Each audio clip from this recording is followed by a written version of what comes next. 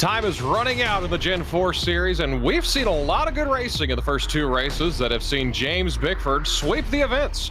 So far at Chicagoland and Charlotte. Will he make it 3 in a row this evening, or will someone else in the field step up and try to slay the beast that is James Bickford? All these questions will be answered tonight from the Virtual Auto Club Speedway. We welcome you to Monday Night Racing Summer Series presented by Mach10 Digital and the Highland Homes Roofing 200. Hello, friends, and welcome to our coverage of Podium Esports, where alongside my partner, Darren Dedman, my name is Dylan Conley, filling in for Kenneth Bueno. Ryan Bauer is turning the dials in the studio as our producer this evening, and he's using cameras provided by Dougie Beard. We're glad you're here with us here tonight, again with Darren Dedman. Darren, what we got going on tonight? And it's going to be another great race, Dylan. I know that you've been involved in a bunch of these, but never on this side of the broadcast booth. It's always exciting up here watching these guys turn laps, and we're expecting the same thing tonight, right? Bickford going for 3 in a row with these Gen 4 cars with that high horsepower package, low downforce at a big track like Cali. It should be a ton of fun tonight. All these Gen 4 races this summer have been absolutely outstanding. We're expecting nothing but that again tonight. The entire summer series has been fun. Again, this is a split series. Half of it is on a super speedway with the next gen cars and the Gen 4s. They're alternating weeks. We had a week off in there. There's only 3 races remaining here in the Monday Night Racing Summer Bash. We have Auto Club this evening. Then we'll have the finale of the Super Speedway Series with the next gens on Bumpy Daytona. That is Legacy Daytona, August 7th. And then we'll round things out August 14th from Homestead, Miami, Florida. Should be a good couple of races coming up here. But in the meantime, we are here at Auto Club Speedway this evening for what should be an exciting event. We got single car qualifying coming up here shortly, but let's take a look at where we're at from our friends at Google Earth. Fontana, California, Southern Cal. It's a shame this is going to be a short track here in the next couple of years, but in the meantime, this is a 4-corner, 14-degree banked racetrack located in Southern California, about a half hour, 45 minutes away from Los Angeles. Should be a good one tonight. Even the go-kart track out in the parking lot. So some track facts for you. This is a 2-mile in length racetrack. Again, 4 turns, 14 degrees of banking, pit road speed, 55 miles an hour on an asphalt surface. Yeah, real interesting, Dylan, how a lot of the guys have been showing up just a little bit late tonight. We've been talking about James Bickford and the dominance that he's had throughout the series, really both sides of the series all summer long, and coming into tonight with his Gen 4 package on this 2-mile track. Showed up real late to that practice session, so it's going to be interesting to see if he is as prepared as he needs to be. You know, he has not qualified the best all season long, and he has still pulled out 3 of the 5 wins this season, and both with his Gen 4 car. So it's going to be interesting to see how that shakes out. A lot of interesting storylines to follow tonight. Will the Cabry brothers be able to step up and contend for the win again? It's all coming up here in just a little bit on Monday Night Racing. It's going to be fantastic. And there you see the race analysis up on the screen as we were just talking about. 100 laps or 2 hours in length. We have not had that 2-hour time limit all season long. Don't necessarily expect to see it tonight on this big fast track in California. 3 green right checkered attempts as we've seen for the last 4 races or so. No fast repairs in that fixed setup with 100% max fuel. Fuel strategy did play into one of James Bickford's wins earlier this season at Charlotte. Ran out of gas coming to the line. We weren't able to see the burnout out of him, so it might be a little redemption burnout from him tonight if he's able to sneak across the line once again in first place with just a little bit more fuel than he had at Charlotte. But it's going to be interesting to see, and we're going to kick it off here in just a minute or so with single car qualifying. Really exciting to see these guys hustle these high horsepower cars as we've been talking about around this track. A lot of action. We see action all the time with these guys with this high horsepower package getting sideways, hitting the wall. We expect that same thing coming up here from Southern California. The other thing that you need to watch is a lot of cars ripping the top. There's multiple lanes that can be used all around this racetrack, and it looks like we're starting to line up some cars on pit road, get some single car qualifying underway. I believe they will be lined up via their practice speed, so the car that was the fastest in practice will go last. If you're slowest in practice, you're going to go first, or if you didn't set up time. And it looks like it's going to be Julian Ricky who will go first here in single car qualifying here shortly. An excellent style that they have, it's Joseph Gregory that will go first, it looks like. Excellent style, enjoy this. They don't do it on the super speedways. because it would just be too time consuming, but this is a fun way to qualify instead of just putting up 5 minutes saying everyone qualify. We don't get to see everything. So as Joseph Gregory is moving backwards now. It's the wrong way to go if you're qualifying. Going the wrong way. We're working on that. I gotta love that old throwback Richard Childress scheme. I guess That's Mike Dillon ran that. Yeah, it was. Oh, there are a lot of guys. That was Denny Hamlin's run that. Then Eric Almirola run it. I mean, it's a good looking scheme.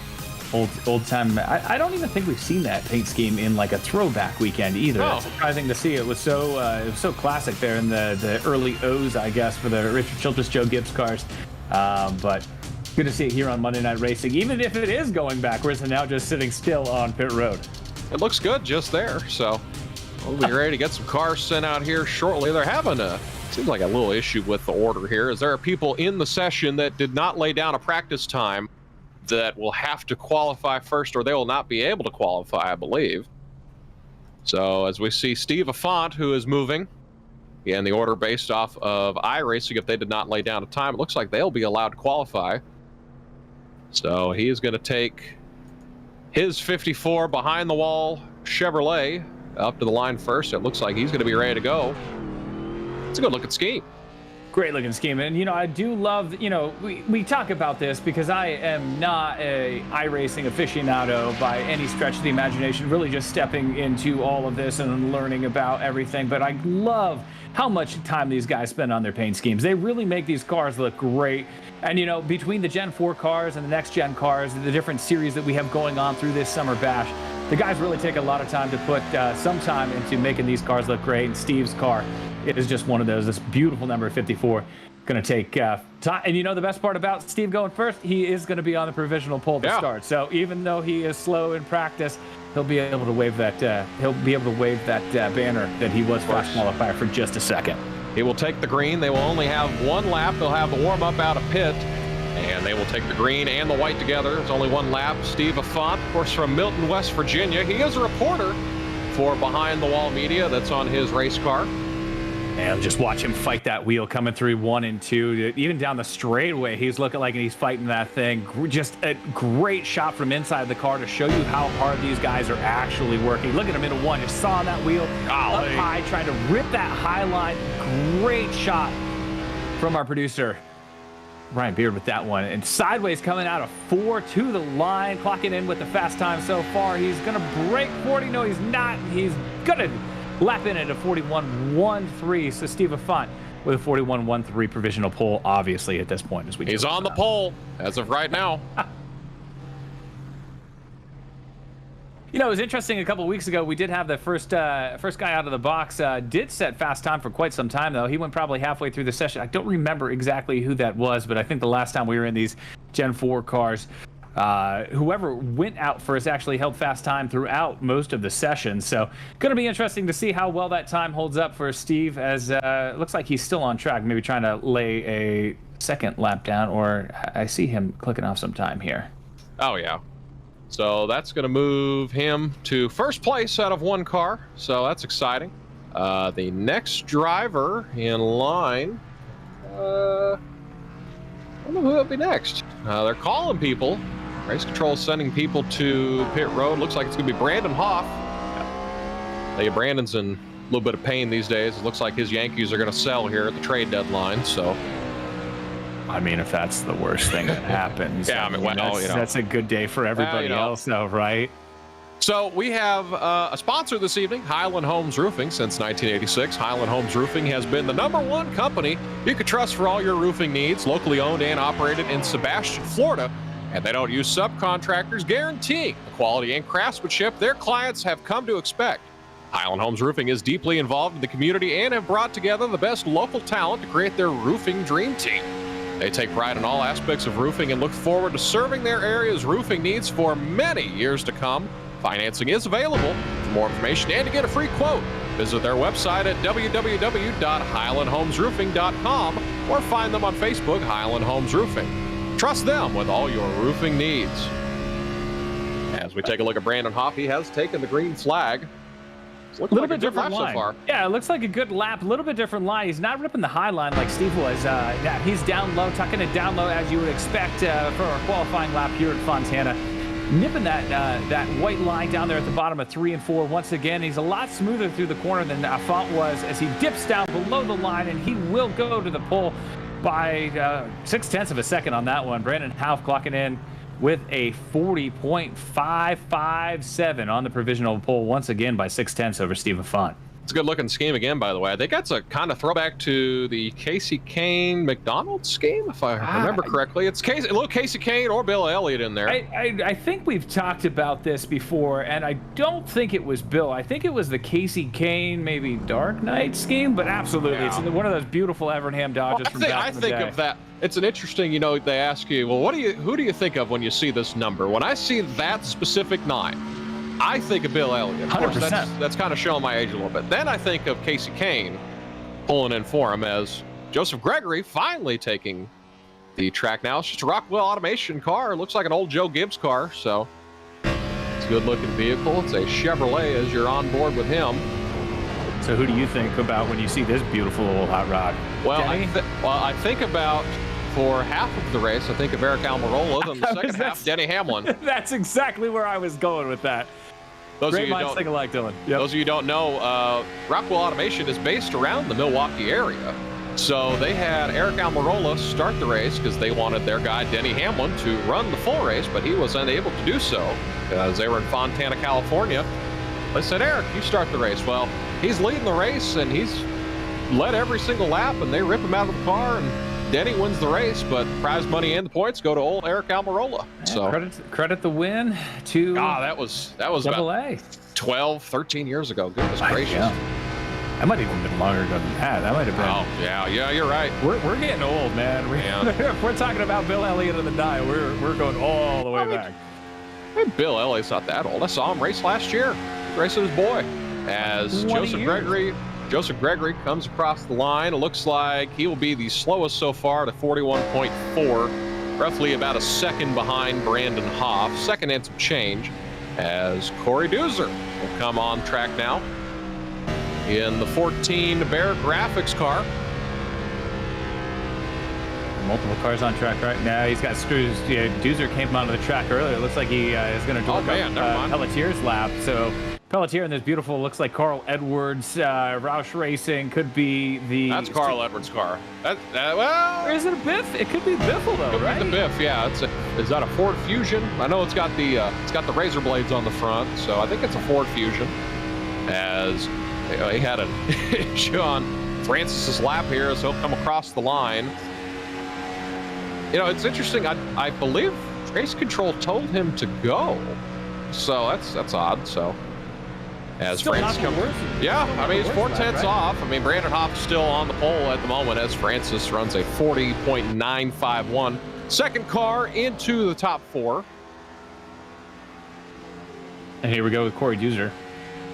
In the 14. Is on track now. Yes, he is. There he is. So that's not a throwback to anything, I don't believe.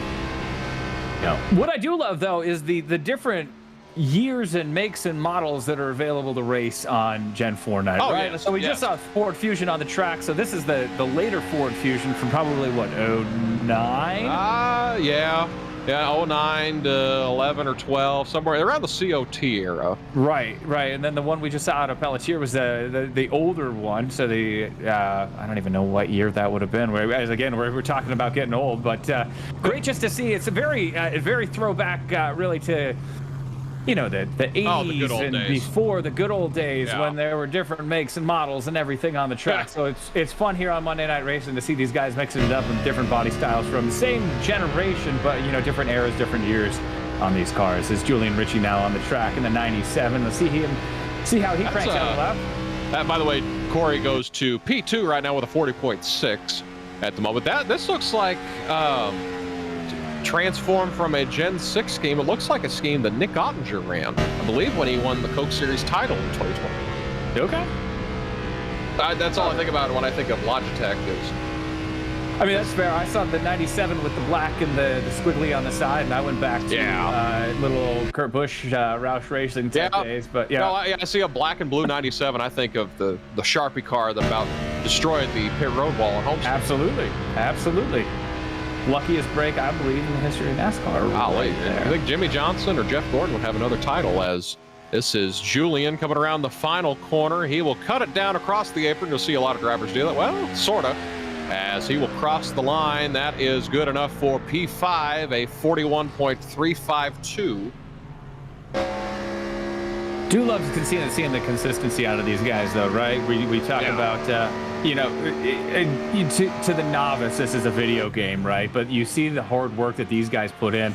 We're qualifying right now, and everyone's within 9/10 of a second of each other. Granted, we're only through 6 cars, but you'll see that consistency all night long as we go on board with Ray Richard coming down the backstretch. I saw Ray in Pocono a couple weeks ago. He's doing real well. We're happy to have him here on Monday Night Racing. Always fun to have him on track, showing these young guys how to do it. I hate to say this. I love this scheme, except for one thing, and this is not bashing anything. The number just looks a little low to me on the side. That's all. It's a beautiful scheme. It just looks like the number's just slightly low. Could be. Yeah. But that's just what I see. I love when Ray just shows up with that plain white car as he clocks in third class. He's got a sponsor now, so of course Ray puts at P3 right now. He's big time putting that sponsor up. P3 is here's one of the threats. Last week's winner, Cole Cabry, on the track. Always a threat for the win, threat for the pole, along with his brother Chase. And again, he's got no sponsor. I love this though. I love when he shows up with just the fast black plain race car and goes out and whoops everybody. Has been known to do. Finally was able to break through for that first win last week in the Summer Series. So good to see him back on track, and looking for him maybe to, as he gets a little sideways, coming out of 4, doesn't get the wall. He keeps it off of it. We'll see how much that slows down his lap, though, as Cole's going to clock in with a 40. It's not too bad. No, he's going to clock in second quick, right behind Brandon Houff, just a couple hundreds off him. So despite that wiggle, he's right there at the top once again. Yeah, I mean, even with that, I mean, that might have just been speed there. So, I mean, that might have been by design. So, I believe it is Landon Polinsky on track now. Another unsponsored car. Get this man a sponsor. He's got a big, he doesn't even have it's not even a make. It is not even we don't know what James it is. Finch, it's a James Finch deal, right? Yeah. There's no stickers on the there's no stickers on it. We're on board with him right now, but if you see the outside of his car, it's got no Chevy, Dodge, Toyota, or Ford logo on it. So, love it. It's just black race car. I love it. That's the James Finch throwback, right? When he was all those stickers just weigh it down. Absolutely. Well, they do add horsepower, but they do weigh it down, as the racer community knows. So stickers or not, he is P4 with a 40.682, just a couple hundredths off of Corey Doozer in P3. So right now he's P4. We have had so far, that was driver number 9 to lay down a time, as Art Reimer is on track now. I asked my buddy this, said, if you went back and talked to Van Gogh and you brought him back to present times and he developed a rap career, would that not make him an Art Reimer? That was pretty bad, I know. You should broach that with the driver of the 49 after the race. I've said it up during his hot lap. I mean, that makes sense, right? Yeah, it'd be an Art Reimer, wouldn't it? Absolutely. Reimer, though, going to quick end. Looks like he's got a great lap. Looking lap. Yeah, P4. in the old Intrepid. Again, we're talking about the different makes, models, and cars across years there. So great lap for Art. Clocking in P4 at this point. Brandon Houff still on the pole, though, as the guy we all talk about. You called him the Beast in pre-race, and in the intro, James Bickford looking for his 3rd win in a row. And we talked about it a little bit ago. He hasn't qualified all that well in any of the Summer Series. I don't know if he's qualified top 10 in any of the races this season, but he's won over half of them. 3 of the 5 checkered flags handed out have been gone back to Charlotte Phoenix Racing with James Bickford. So he's all kinds of squirrely coming out of 2. Now, I mean, this is a home racetrack for him. He is a Napa, California native. So, of course, James Bickford is a very talented race car driver. He drove in the Marco Menard Series. I mean, he knows a car similar to this. So Absolutely. So, as he's still wiggling off 3 and 4. Yeah, no surprise that he can do what he can do with these machines, as he is going to clock in. This is going to be a good barometer to see where everyone else and how fast they are. And a 40.7, he is not going to again qualify well, just ahead of Ray Richer as he spins it out in one, trying to get that thing loaded up. So again, not a great qualifying lap once again for James Bickford. Let's see how far he can march up through the field. And Dylan, we've got Gary Sexton on track now. He's got an interesting setup tonight with that camera. He's got a GoPro on his helmet showing you what he sees live in that great setup that he has at his place down in Mooresville, North Carolina. Yeah, it's quite the view. You see this in NASCAR, and you'll even see Garrett Maines do this in the eNASCAR Coca-Cola iRacing series, where he'll strap a GoPro to his forehead and just show you what's going on. Now he makes sure that you can't see anything that's of sheer importance, such as, you know, a setup, so he doesn't turn on until late. But this is a good point of view that you might not see ordinarily, as he will come across the line. Where's old Gary going to be at? P3. All right. Yeah, all right. Great lap for Gary in that number 13. GoPro added a couple tenths, probably. Yeah, so that's one thing. Is here's the other league co-owner, Ford Martin. Let's see if he can crank out a decent lap. Ford had a great qualifying run last week and a great run going all week long all race long last week at Talladega. It looks like he's fighting that wheel once again, as a lot of these guys are with that high horsepower package coming out of 2 down the back chute. I mean, it's real wiggly. The track is pretty hot right now. It's 129 degrees. Slick right now, so that's very slick. Absolutely. That hot California sun, great view once again, seeing how Ford is working that wheel. And you see the juxtaposition between the setups that these guys have. If you're interested in getting into iRace, I mean, Ford's got his wheel and his setup there, but you see how far, like, Gary has gone out. So it's great just to see, like, in home what these guys are doing as Ford comes across the line 1/1000th of a second off the pole, qualifying P2. Great run for Ford there. That's an excellent lap so far. As Matt Stallneck is on track right now. There's a look at Matt. Looks like he got a haircut. Matt got a haircut, and he might be able to afford that haircut. I guess there's a little side bet going on tonight between him, Gary, Chase Cabry, Barrington Houff, Nick Olson, Ronnie Osmer's in. There's a little side bet going on. Martin Miranda is in as well. So one of those, we'll keep you on track with that through the rest of the night. But one of those guys is going to walk away with a little haircut money at the end of the night as Stallneck clocks in with a 40.599. He's going to look like he's going to shake out P4 at this point. Rounded up still pretty good laps. Great lap for him. So again, a lot of contenders for that extra pool money. All at the top of the qualifying board as we see the 6 on the board.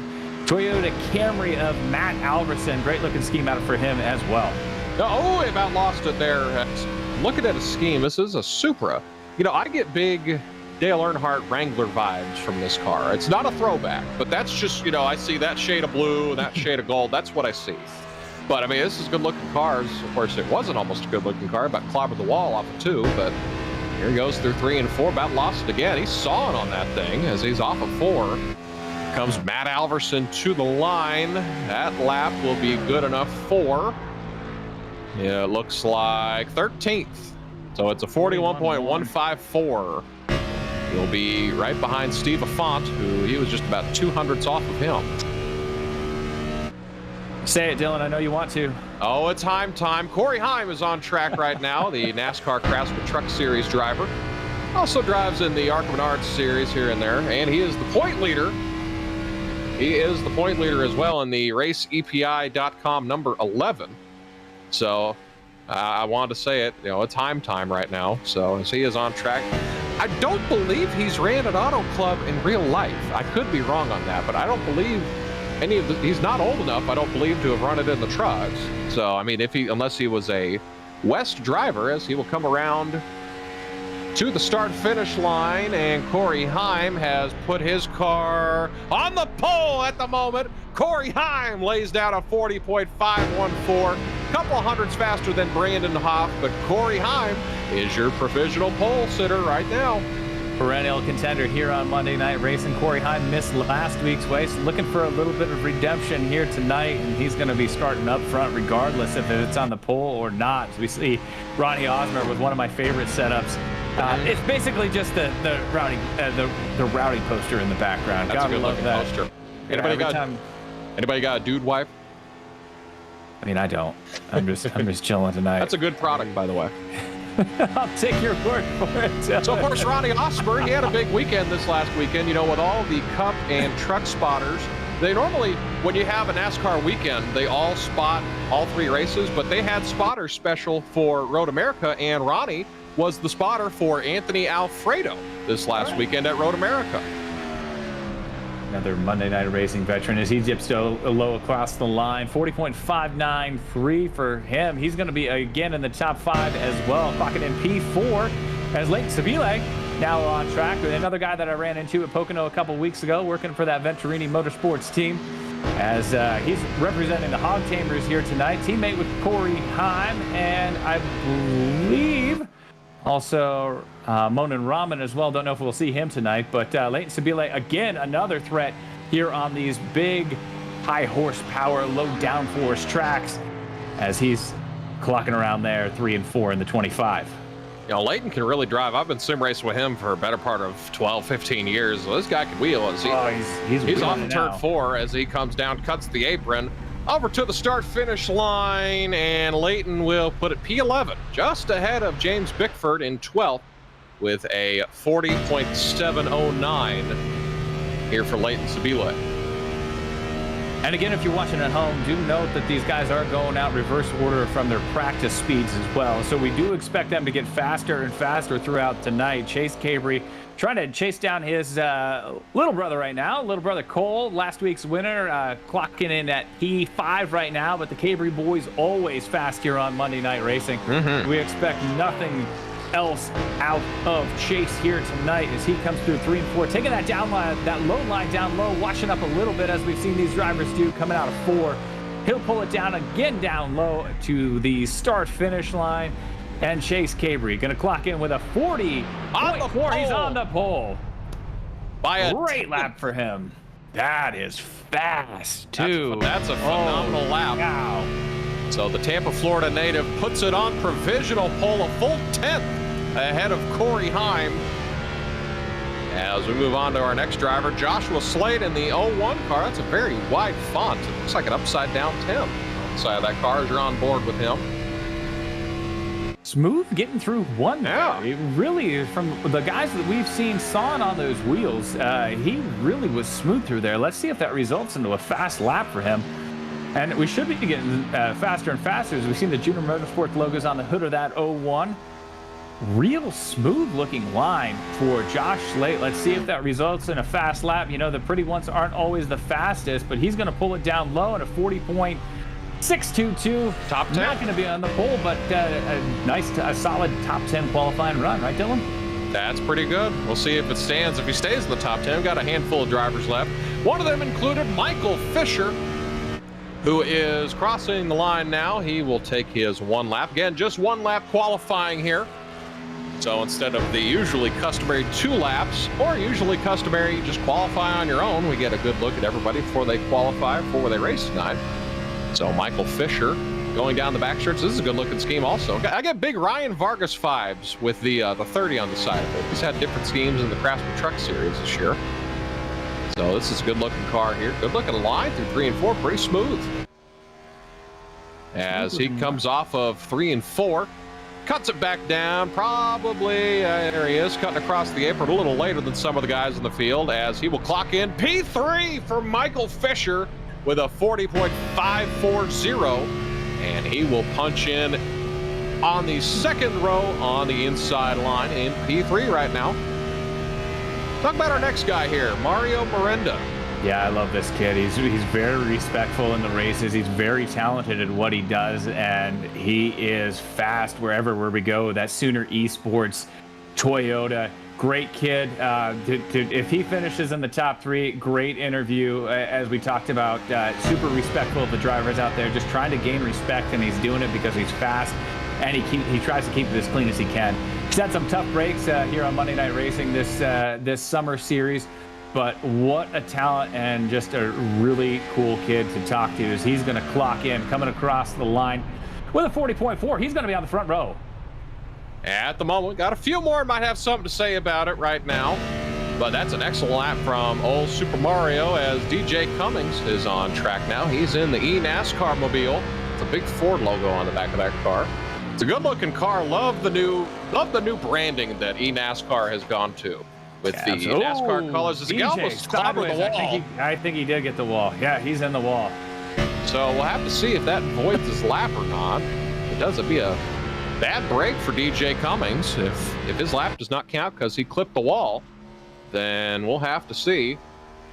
Last week's runner-up at Talladega, and he's still sawing at that wheel. We'll see if they're going to count the lap, but maybe going to be a little bit slow. Maybe going to be just as quick as really anybody else. He's going to clock in with a 40.7. So he did scrub some time off there. I don't believe it counted his lap. I don't see him on the scoring. So yeah. All right, so DJ will start shotgun on the field then. Yeah, he'll have a good view at the field though. But DJ's a veteran of Monday Night Racing. He knows what he's doing. He's got 100 laps to get to the front. Don't rule him out just yet. He'll probably be in contention by the end of this thing, as we see now Nick Olson on the track in the number 24 car. Can't miss this car. It's pretty bright, fluorescent. But would you call it banana yellow? Almost say. That's like day glow yellow. That's beyond any banana I've ever seen. That's a good-looking car. Absolutely. He about loses it off of 4. As he comes down to the start-finish line, where does old Nick Olson place in? Position number 3. He will move to the second row with a 40.475. And a good lap for Nick Olson. He will have at least a top 6 starting spot this evening as the next car on track, Brandon Brown, in the number 12 Sim Seats Chevrolet, as you look at him there. The Grid Esports cars are fast tonight. The Cabry boys are fast tonight. All the guys that we would normally expect, and Brandon Brown trying to knock one of them, knock Chase Cabry off the pole at this point. But again, you see the talent with these guys too. You've got the Truck Series winner in Corey Heim, a point leader in some of the National Touring Series, and he's only qualified P4 at this point. So these guys are super talented, as Brandon Brown's going to come to the line, dip it down low just like everybody else, nip that apron. Coming to the start-finish line, he's going to clock in with a 40.998. Not going to be good enough for a top 10 qualifying position at this point. But still a solid one for him. He's actually at 20th at this point. So we are down to 2 drivers. One of the 2 remaining that have not set down a time, Alex Monteferrante, who will be on track now in the number 79. Think of anybody famous that's run the 79. Can you? Is that a Derek Cope number? Did Derek Cope do that? Maybe? I think maybe. I mean, we're trying to get one Derek Cope reference in every Monday night. I don't know if you know that. I've noticed that. So when I think of the 79, I think of the second car that they use in the Clip Boyer Esports fleet of cars in the Coke series. Okay. So the last time I remember that number, it was Brian Schoenberg that ran that number. So, I mean, I believe there's someone that's run that number since, but that's the only other 79 I could think of that's not like an offensive lineman in the NFL. But here comes Alex around turn 3 and 4. A little loose off of 4 as he'll come down to the start-finish line. And where does Alex line up? He'll be P19 with a 40.812. We got one guy left. Lay down a lap. Who is he? Bailey Turner, man. I like this kid a lot. Always comes with a great-looking number 5 car, and you see the cheesy car. Is that a Terry Labonte or is that a Kyle Busch? I think that's Kyle Busch. That's got to be It's a great-looking car. Yeah. He either goes all out with these paint schemes or he just shows up with a fast black race car, and he is a wheel man for sure. Bailey Turner, the only one left to try to knock Chase Cabry off the pole tonight, and he is a threat to do so. Here he comes through 3 and 4. He'll bring the Hendrick Motorsports number 5 Chevrolet Monte Carlo SS. He's a little loose off 4. Can he knock Chase Cabry off the pole? And he's got a chance at it. Great looking lap so far. And he will not. He will be P18. He will place in between James Bickford and Ray Richard with a 40.776. Now, I believe that's the last guy that we have to qualify, unless they have anyone join late. I don't believe that we have. I'll tell you what, Dylan, really not a lot of surprises in qualifying for me. You know, just running down through the field, we knew the Chase Cabrys and the Ronnie Osmers They were going to be fast and starting up front. And we even talked about it a little bit ago. James Bickford has historically not qualified well throughout this summer series, but he still shows up and gets the win either through strategy or sheer speed. So we're looking at Chase Cabry right now with that Reckless Society sponsorship on the hood of his 39 Ford Fusion. So he will be starting on the pole as he has done a handful of times throughout this summer series. So again, we have two Cabrys in the top 10. Chase Cabry on the pole. So out of a 28-car field, looks like Chase Cabry is going to be on the pole again. I don't believe we have anyone else that's going to run again. Adam Boyles did not lay down a time. DJ Cummings clipped the wall, and it looks like he'll start shotgun on the field as they're going to go through the drivers' meeting, it sounds like. And should be a good race tonight. The only surprise that I've seen now, I know he hasn't qualified the best, but I expected James Bickford to be a little higher, in qualifying. I thought he'd be around. I knew he wasn't an amazing qualifier, but I was kind of picturing top 10 maybe, but he's starting, looks like 17th tonight. Honestly, I feel like that's traditionally where he's qualified throughout this summer. If my memory is serving me right, and it has been a busy summer with a lot of race cars, I don't know if he has qualified in the top 10 for a single race throughout the summer series, but he has won 3 out of the 5. So I am sure that you could start him shotgun on the field and he would still be able to pull through. So we're going to see how he does that tonight. He's won both of the Gen 4 races here throughout the summer series. So he's got a little bit of work cut out for him tonight, but I mean, he's been spun around. He's had to win a fuel mileage race in both of his wins this season. So he is a threat, I feel like, no matter where he starts on this 2-mile track. So now it's time to get things underway as we're only a couple minutes away from the green flag in tonight's event. We're going to take you through the starting grid for tonight's event. So on the front row will be Chase Cabry and Mario Miranda in row number 1. Row number 2 will have Nick Olson and Corey Heim. It's Heim time over there in 4th. Row number 3, Michael Fisher and Brandon Hopp. Hate to tell him, I think his Yankees are selling. Row number 4, Ford Martin and Ronnie Osber, the spotter last week for Anthony Alfredo at Road America.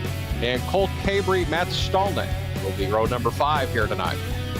And getting into the second group of qualifiers, Gary Sexton rolling off P11. Great starting spot for the pride of New Shore, Pennsylvania. Alongside Josh Slate in the 01.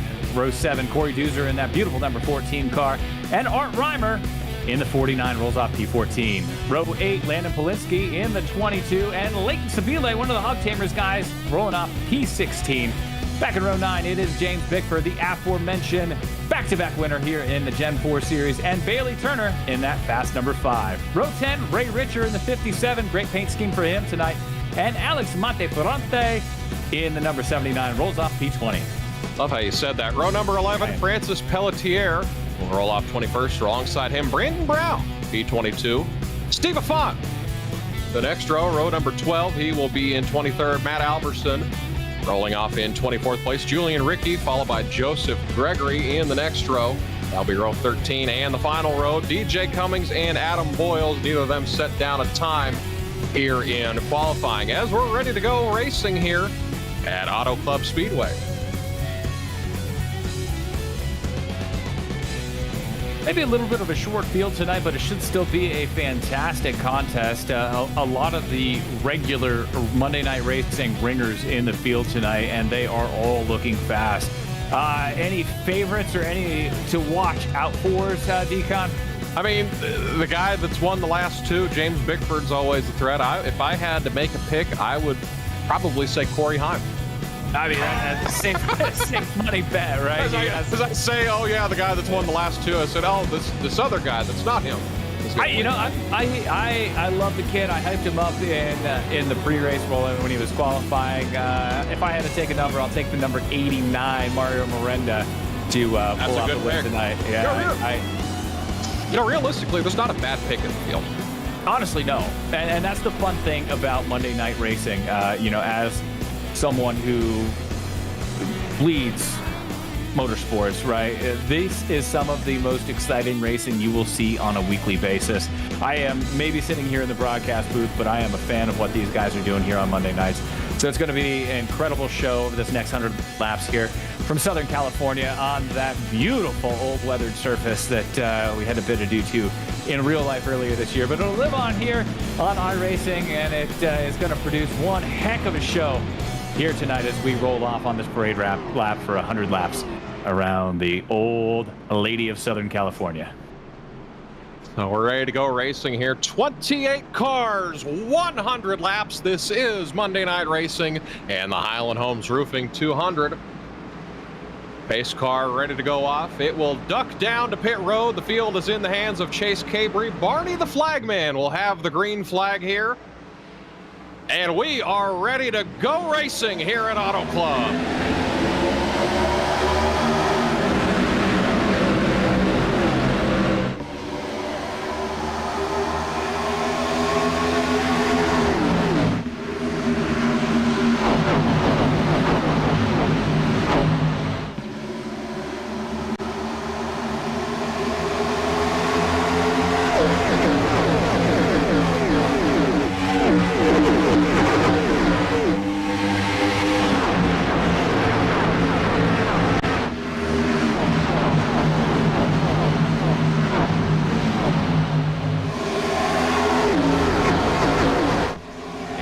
Come off of turn number 4 to complete lap number 1. Mario Miranda will lead lap number 1 as it looked like they were 5 wide in the back of the field. I was ready to scream it out because holy cow, did they fan out like you would not. It was a beautiful thing. Looked like the front half of the field kind of had a bit of a breakaway there, but that was probably because they were all just stacked up side by side through 1 and 2 as we go on board with Ronnie Osmer. Battling in the top 10, battling in the top 4 at this point as Brandon Houff looking low. Great start to this race in Southern California.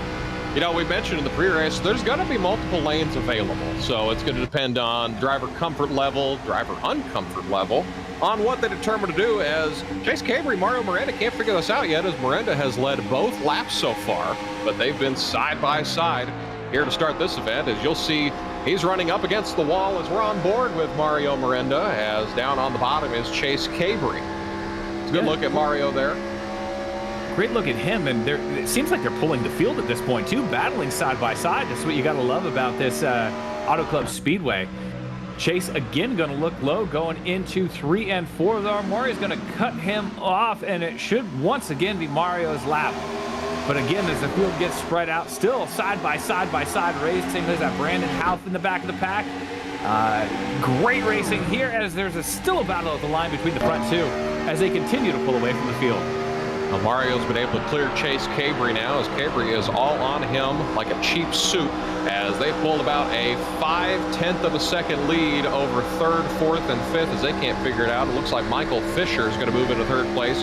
Corey Heim and Ronnie Osmer are running for 4th and 5th. There's an onboard of our GoPro man, Gary Sexton, as that's a good look from atop his forehead. I believe that adds a 10th or 2 there as Gary Sexton trudging along here in the race. All 28 cars still in the event as they are side by side at the line. Miranda's led every single lap so far through lap number 4. Hasn't been easy, though. No. It's been by about a fender every lap as Chase Cabry does not want to get it up, not content to just sit there and ride. This could play into the hands of Fisher, though, as he looks to track down that front, too. We see it again, though. He's going to catch the draft going into 3 and 4, probably pop out here, and they'll be side by side once we get back to the line. So you see an eclectic buffet of different lines here. You see people running in the middle as Miranda gets loose out in front of Cabry. He's able to save it as that was the first sketchy moment so far of the race as he's running Cabry all the way to the bottom. See a lot of guys running the top, running the middle, running the bottom. There's about 5 or 6 usable lanes here on this racetrack. And you got to love it. And someone who competes regularly in this series, like you just got to appreciate racing around the same guys that you've been racing around really all summer long and throughout Monday Night Racing history, right? You know, the first couple of races of the season, there was a lot of shakiness. Didn't really know who a lot of these guys were racing around.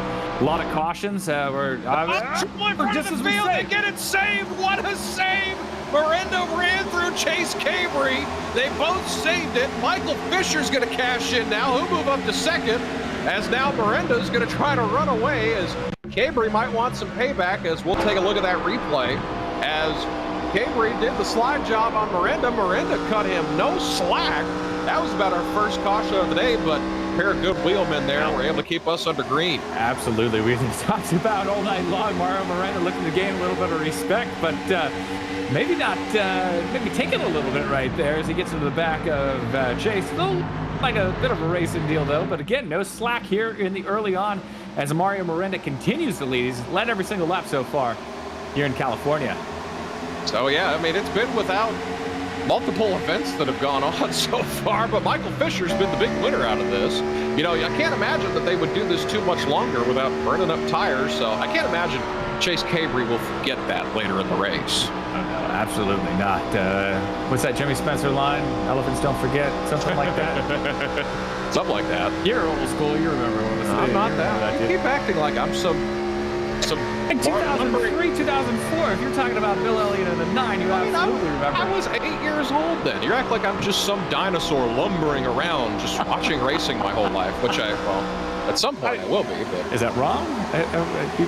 Lumbering around now, watching racing all the time. Oh, yeah, that's true. Let's take a look at James Bickford there as we had a look at him on our screen. He's up to P15, up about 2 spots. The big gain is DJ Cummings, who started shotgun on the field behind James Bickford, and now he's moved up 11 spots. He's almost inside the top 15.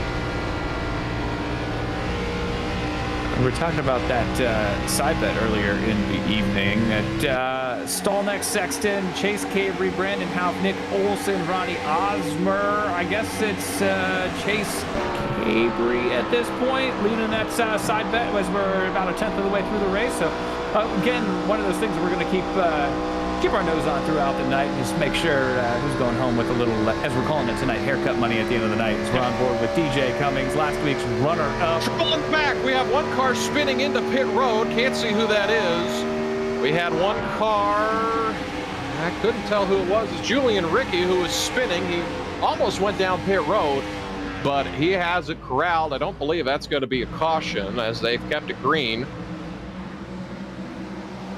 As Julian Ricky running side by side there in the back, looking like, oh, he got a little help. Who's that behind him? A lot of help is he got help, but he was losing it. He was sideways, I think, when he got bumped. So yeah, we finished him off, but we stayed green. It looked like Chase Cabri battling back against Fisher here for second after that bump that sent him back to third from Mario Miranda out of the lead. Chase Cabri down low, looking for some breathing room. He's going to try to pull the slide job again on Fisher. It's not going to be enough as he pulls alongside, going down the back straight. So we're coming to the completion of lap number 11. Mario Miranda has led every lap of it so far. And he almost found himself in the wall about 4 or 5 laps ago, but him and Chase were able to keep it going. As in second place, looks like Chase Cabri still going to be side by side with Michael Fisher. Mario Miranda's led every lap of this one.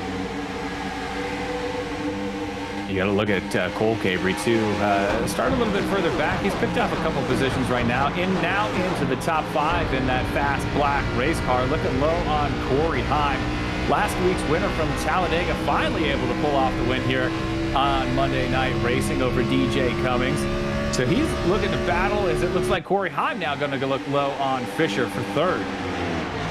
And maybe more. Saying it's Heim time here as he also gets to Chase Cabri, about puts the bumper to him as Chase has now moved into second place. He's gotten past the Michael Fisher machine as it looks like Corey Heim has as well. They are single file through around the top 7 as we have a little action. Brandon Houff trying to work his way higher up into the standings as he's fighting alongside Ronnie Osper and Matt Stallneck. They're in 7th place, but we're pretty much single file up front here as the gap between Miranda and Cabri has shortened by about 1.5 tenths up front as you see Ronnie Osper there. Again, Ronnie Osper had a good opportunity last week. Normally you have all 3 of the touring series at one track, Cup, Xfinity, and Truck, but if it's Cup and Truck, they try to keep all their people there and they sent basically a skeleton crew, and old Ronnie got the opportunity to spot the number 78 Dude Wipes machine of Anthony Alfredo this last weekend at Road America. good opportunity for him. Good opportunity even here tonight to show he can wheel though too, right? Oh yeah. He's made some. I believe he's raced in real life before. I mean, he's a pretty good driver. I've raced with him a bunch in many different leagues, and I've never had an issue with him, and he's always been up front or close to up front in any of the leagues that I've raced with him. So as you're on board, that was Michael Fisher, by the way. Yeah, on board with Fisher as we see him fan out still 3 wide here. That's Matt Stolnick in the 41 looking for a little bit of margin room. That's one of the guys in the pool right in front of him in Brandon Alf.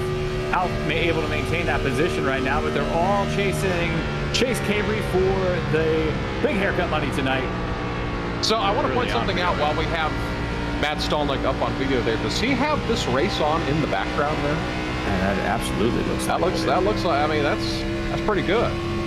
I mean, he doesn't have many viewers back there, but I mean, it looks pretty good as we have him full screen there. He's got the race set up behind him. That's pretty good. What he needs is somebody sitting in those chairs behind him too, or start cheering. Yeah. That's what I love this. I love going to the racetrack to smell the sound, everything else, but it's fun to be involved in a race and have your dog at your feet, right? Which is what I got going on with Guy the dog here tonight. He's passed out. He has no idea what's going on. And it's rolling front. Cabry spin him into the wall. He responded, Mario Miranda, and punted him into the wall as he gets Arca brake too. Couldn't see who that was. As Cabry took the opportunity and did not pass up on it. And it sends Mario Miranda into the wall and into our first caution of the evening. Oh, wow. Mario Miranda has tried to earn the respect of everybody, and one little bump to Chase here earlier in the race to send him back to third, and Chase just closes the gap and puts him into the first turn wall. Tough break, tough racing deal as that's coming in. You know, we mentioned it earlier. Would Cabry remember what happened earlier? And by golly, he remembered, unless, I mean, it looked like he just flat ran him over there in 1 and 2 as you're on board with Art Reimer, just nowhere to go. Couldn't get it blowed up in time as he runs through him, but he might be able to get that car fixed. That's wheel damage there, but so looks like Mario Miranda will have some damage to fix here as Chase Cabry is your new leader, your first lead change of the night. Wow, what a break for Miranda. Had led every lap until that point and was looking fast. My pick to win this thing. And I guess the broadcaster Jink has turned out early. Well, that's Mario Miranda. If that's the case, Corey Heimsen's in trouble. So, but again, that was a very interesting incident there between Mario Miranda and Chase Cabry as we're coming down for pit stops here. It looks like everybody's going to come down. I'd have to imagine the fuel window's around 35 to 40 laps, so still have to pit again before the end of this race. As everyone is coming down pit road, nobody has stayed out. So I'd have to imagine everyone's going to come get 4 fresh Goodyears and a full tank of Sunoco fuel. Long pit road here in Fontana. It's just taken forever to get down. See how these guys fire off, though. So it's 55 miles an hour down pit road here at Auto Club Speedway in Fontana, California. Beautiful afternoon for sim racing as Miranda limps his vehicle back down to the pits right now. So the first car off pit road, a good race off there. It's Chase Cabry and then Corey Heim, the first 2 off pit road. So, and then everyone, no real upsets off there. Nobody gained too many spots there. Maybe a spot or 2. Colt Cabry might have gained a spot over Brandon Hoff. Brandon Hoff gained a spot too. But that's the completion of pit stops. We are under caution here in the Highland Homes Roofing 200. This is Monday Night Racing, and this is Podium Esports. We're going to take a short little break. We'll be back in a moment.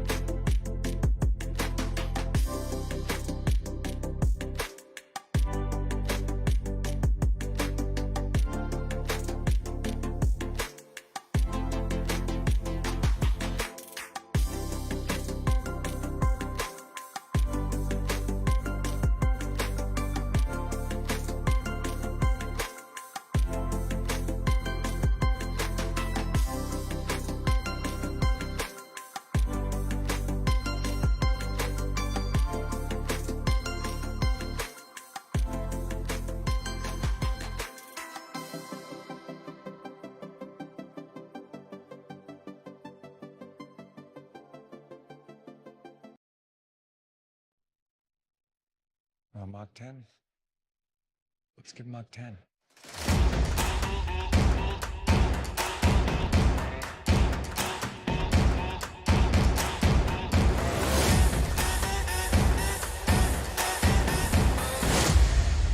You're cleared for takeoff. FrontStretch.com, providing up-to-date news, analysis, and commentary on all the latest in the world of motorsports. Check out Front Stretch YouTube page for post-race content after the checker flag waves for most NASCAR events, giving you up-close interviews with your favorite drivers and the stories that matter each weekend. For the best seat of the track and the best view on the web, visit FrontStretch.com. Back here for the restart here on lap number 19 here in the Monday Night Racing Summer Series. Chase Cabry and Corey Heim on the front row. Field is at the attention of Chase Cabry. Barty the flagman has the flag once again, and we are rolling.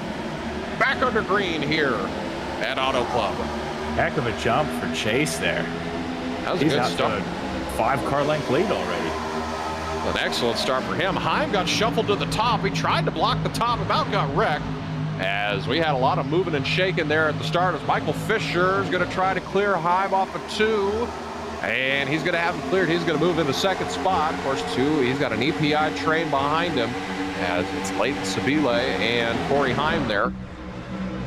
As they fan down into 3 and 4, they are side by side from about 3rd on back. Again, a lot of lanes being used here at this racetrack. Do want to note that Mario Miranda is back out on track, running at the back of the pack. Art Reimer from that first caution, he remains on pit road at this point, so we might have a little bit of attrition there early on in the going. Hate to see that for Art Reimer. He was running pretty decent. He was running inside the top 20 when that happened. So nowhere to go for him as we watch this battle in the top 5. As it's Leighton Sabile up top, getting a little bit squirrely coming out of 2 onto the back stretch. Right now, he's linked up with his Hawk Tamers teammate Corey Heim right in front of him. Now up front, Michael Fisher goes to the bottom. Michael Fisher wants the lead. He'll make the move into 3 and 4 and get past Chase Cabry. Cabry going to try the crossover move. Here they come off of 4. Looks like Michael Fisher is going to be our 3rd leader of the night here in the Highland Homes Roofing 200. Power moving. This is the kind of racetrack, too, where you can get into a rhythm and, maintain those tires, manage those tires, and stick up front for quite a while. We're about a 5th of the way through this thing, but looking at our 3rd race leader here tonight, and Fisher tries to just settle in and click off some fast laps, maintain the lead there. So single file through the first 3 or 4 cars. As now they're going to get side by side. Corey Doozer, we haven't mentioned him tonight since qualifying, as he's going to go side by side with Cole Cabry. He's going to have the 3rd position off of turn 4. Got a little loose, but he clears him, and Corey Doozer moves into the 3rd position. He's up 10 spots from where he started tonight. And Doozer, not a name that we usually bring up a lot here on Monday Night Racing, having a great run here tonight. Like you mentioned, Decon, not the best qualifying effort. Now he's top 3 as we go on board with James Bickford mid-pack. Well, he's having that battle tonight. It's not going to be an easy one if he wants to get his 3rd win in these Gen 4 cars here on Monday Night Racing. So you mentioned multiple people that have won in this series so far. James Bickford currently, we mentioned he's kind of just treading water back there in 15th position, fighting for 14th with Alex Monteferrante. He has gained 2 spots from where he qualified. And, it's always the cream rises to the top. We say right now, well, he's around 15th, but you never know when it gets to around 10 to go. I mean, I don't see why that 29 machine can't rear his ugly head once again. No, I mean, absolutely not. He's been spun around a couple times. I think the last race that he won, he was around twice, at least in that race. Had some issues, thought he was written off. We had even talked about, there's going to be a different winner tonight. Nah, because then James Bickford just shows up and wins the thing at the end, as he's been known to do a couple times this season. So just one of those numbers we're watching out for. But as we talked about earlier, not a bad pick in the field, as it looks like Brandon Houff is going to try to put his name on the leaderboard, at least at the top of the leaderboard, battling with Fisher here for the lead. Fisher looks to block into 1. Houff going to go low and try to cut that corner. It looks like he's going to be able to pull off this pass and the slides jump into 1 as Fisher losing a bunch of ground through 1 and 2. So Houff trying to do a lot more winning than his Yankees have lately. He moves into the P1 position so far. To see if he could become our 4th different leader this evening as they head down to 3 and 4. That's a man that we haven't We haven't mentioned Brandon Hoff just a whole lot tonight, as he started P6 tonight, quietly moved his way up. Of course, played a little bumper cars up front as we come off the form. Brandon Hoff's going to lead this lap as we are at the quarter pole in this race, 75 laps to go. Again, there is also a time limit in this race, so it's either 100 laps plus the 3 green, white checkers if necessary, or 2 hours. And we haven't come close to that time limit yet this year, but it's there just in case, they decide to, get a little crafty at the end of the race. A 2-hour time limit on a 200-mile race. That's something I could probably do in my Toyota Yaris, but that's without the cautions that we've been known to experience here on Monday Night Racing. So hopefully that won't come into play tonight. As we look at Gary Sexton actually there on the top side battling against those Hog Tamers teammates. Great run right here early for the pride of New Shore, Pennsylvania. Gary Sexton in that number 13 Toyota. Of course, he's got the interesting camera view of the entire server. He's still got the GoPro strapped to his head. That's a good point of view. So another guy that does this, and you pay attention to it on Coke Racing Nights, is Garrett Main. So this is just a good point of view. You see this in real life with a helmet cam, but you never really think about it in sim racing because essentially you're looking at a helmet cam anyway. But this is just a good point of view to see what these sim racers are looking at here in the race. I mean, that top shot, you see the keyboard there, but outside of that, you're sitting in a real race car. I've actually sat in Gary's rig before, and it's incredible. Again, from someone who hasn't really experienced sim racing all that much, but has been around race cars quite a bit. I was so impressed by his setup and just what they've got going on there with the Dirty Air Studios number 13. So great shot out of Mooresville, North Carolina, and Gary's living room. Just to see what these guys are working with in their homes. He's again having a great run just outside of the top 5 and 6th. So that's one thing you mentioned. You look at his sim rig. You can really be competitive in anything you want. I mean, personally, when I've run in these races, of course, I'm usually a competitor, not a broadcaster. But I have a Driving Force GT from 2007, and I'm still, I'm able to compete with anybody. So I mean, you can have everything from a wheel slapped on a desk to a big sim rig like Gary Sexton has, GoPro not included. But it just shows how iRacing is, where you're able to compete like that no matter what, as we're on board with Bailey Turner. He's up 7 spots from the beginning, started 18th, almost creeping into the top 10 as he loses a spot up there. He's up 6 spots now, but Bailey's had a very solid night so far in that Cheez-It car. Yeah, and again, he's one of those names that I brought up earlier in the evening. He's typically super fast. He's had a lot of success really on the super speedway side of the series throughout the year. But Bailey Turner, absolutely a name to look out for as a contender here this evening and really next week at Daytona when we step back into those next-gen cars for the I can't even say it, there's too many S's. Super Speedway Series season finale. There we go. That's going to be a fun one. I can't wait for that one. But in the time being, we have 2 more remaining here in the Gen 4 series. Brandon Hoff still your leader up front, Michael Fisher, and then we got a pair of Cabreys there in 3rd and 4th, followed by Corey Doozer and Gary Sexton in tow behind him. So good looking race so far. They are pretty single file up through around the top 10. There's a little side-by-side racing going on in the mid-pack as we're on board. Matt Stolnick once again. Well, it looks like a big gaggle of cars in front of him. So as he's been running the bottom a lot of the night, but you see, look, that's a good view right there. You see the cars running up against the wall. We've got the cars running in the middle, car running from a lane up from the bottom, and Matt running the bottom fully. So you have multiple options here, it seems like. It all just depends on driver comfort. I mean, it's a thing of beauty, right? Like just a fan out, 5 wide, all come back together, going down the straightaway. Nobody's bumping at this point. I mean, the only contact we've really had that I've seen all night long has been when Chase got into Mario for the lead. So clean race, and they are just, I mean, it's like dancing, right? To watch these cars just fan out. Great shot there through 1 and 2 as they just fan out, and then they'll all condense back together to get as single file as they can coming down that straightaway. Sniff that draft off the car in front of them, make most speed.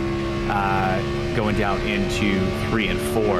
On board now with Brandon Brown. He's having He's having an okay night, running in the lower teens at this point, just trying to hold on right now and bide his time, bide some tire, keep his tires on that car, and march up to the front of the field. Not the best qualifying effort out of him tonight in that Sim Seats Chevrolet. But again, there's not a bad pick in the field, and with a little bit of strategy, he can be right up front here to contend at the end of the evening. Oh, absolutely. As still have all the cars running in the race. Art Reimer's back on track. He is 10 laps down. He is in the lucky dog position, however, so never know, a handful of cautions. Hard to be back in this thing, but he is 10 laps down at the moment. Everyone else on the lead lap, the top 27 all on the lead lap now. Remember that James Bickford guy we were talking about that was just hanging around the midfield? Well, he's up to ninth. No, he's up to ninth. Not that guy. Yeah, he's up to ninth. He's battling for, he just got past Gary Sexton, so he is now up into eighth as we got contact, car into the infield. Car spinning around as the caution is out. Joshua Slate spins. Tell you what, that's great timing. DJ Cummings got sent to the infield. I think he's okay as somebody got clobbered in the back. Who was that? It looked like Gary Sexton as well. Yeah, he got put in the wall. Looks like it started with Gary just getting a little bit loose off of Alpha 4. You can see him there in that white and black, number 13 up high. He just gets a little bit sideways. I don't even think he makes contact with DJ. DJ just dips down low. The 0-1 spinning of Slate, I think that was completely unrelated to Gary's incident, but if we can track in on Gary, he got clobbered later on in that incident. So he got into the wall as he rode the wall across the start-finish line. Boy, he had some major issues with that car. It looks like, was that Ford that came in and hit him? No, that was Julian Ricky that came in there. Goodness gracious. I think he was expecting him to keep rolling down, but Gary did the right thing and held his brakes. But Julian, just as we're on board with him here, I mean, he had plenty of time, but I think he was expecting him to keep rolling, but Gary just didn't keep rolling, and he pounds right into the back of him. As we have another caution, as Gary is not happy in the chat, as you can imagine, as it wasn't going to be too bad of an accident for him, and then he gets run over. Just absolutely clobbered. That's the kind of incident that sends a sim driver to the hospital. And it's that hard of a hit that you can feel it even with the computer in between you and the sim. So tough break right there for a lot of drivers, to include Sexton, who we've been on board with a bunch tonight, and was running solidly in the top 10 when that all broke out.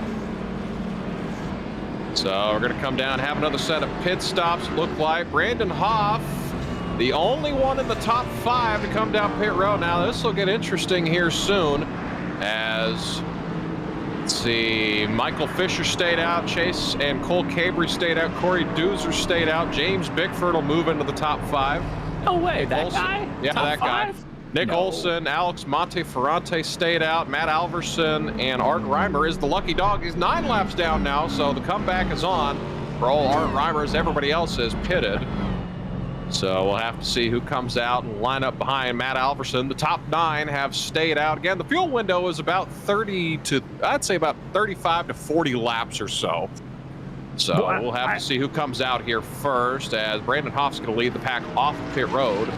And that it's going to be Layden Sabile and Corey Heim. What you got? Just going to comment on the fact that, we see the different strategies coming into play at this point, right? It looks like those guys that stayed out are playing for the end of the race and looking to maybe do one less pit stop than everybody else. We can talk about that when we go back to green. Mach10 Digital, introducing Mach10 Digital, your partner for stunning video production and digital marketing solutions. One of our great sponsors this evening. From concept to creation, we bring your vision to life with precision and creativity. Elevate your brand with captivating visuals and impactful messaging. From weddings to real estate videography, contact us today at Mach10digital.com for digital excellence. Mach10 Digital, where innovation meets creativity. One of our great sponsors here on Monday Night Racing in the Summer Series. When we see the Mach10 Digital car, the 07 of Ford Martin, league owner. I believe he's the last league owner left in the race tonight after Gary took that hard hit. But great qualifying effort out of that 07 here this evening. And looking to continue his pretty solid run. He's had a couple missteps throughout this season. He's been involved in a couple controversies, but looking to redeem himself tonight with a solid run here in Southern California. Oh, we got a dog in the background. Oh, man, we got Ford's dog in the background. What's the dog's name there, Ford? Easton. He's just he's hanging out here. He's chilling. Give me some strategies here for tonight. So East, come here. I mean, that's who we really want to see. Like Ford, hang the wheel up. We'll stalk the dog all night long. Put the headset on Easton. So. Yeah, he's been good on strategy here tonight, and he said we should stay out and let's try to take a gamble. You know, we're not running really for points. We're going for a win. We're trying some different things, so we'll kind of see what happens here. Ford stayed out of trouble tonight, but a good race for you so far. Anything you could tell us about the rest of the race that you're thinking about? All these guys were too packed up for us to get all strung out and not get a caution, I think. So I think, like, if we can go about, I'd say 20 laps right here, 15, and get a caution, I think we'll be prime position. The guys that stayed out are going to be in a really, really good spot here. Well, we're going to let you go, Ford. Appreciate the time. Good luck the rest of the way. Great. Thanks, guys. That was Ford Martin, the guy that signs everyone's check around here. So we will go back racing here. It'll be Michael Fisher, Chase Cabry on the front row. Got a pair of Cabrys inside the top three. The field is in the hands of Michael Fisher. He is inside the Geico restart zone, and they are away. Not as good of a start as we saw before, as it looks like Fisher and Cabry will be side by side as they head into turn one with Cole Cabry in tow as well.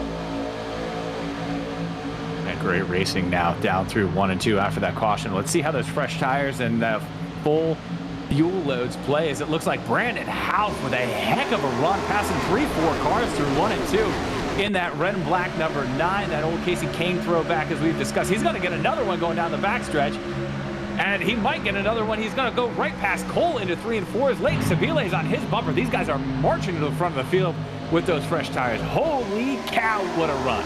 He's going to go all the way to the lead.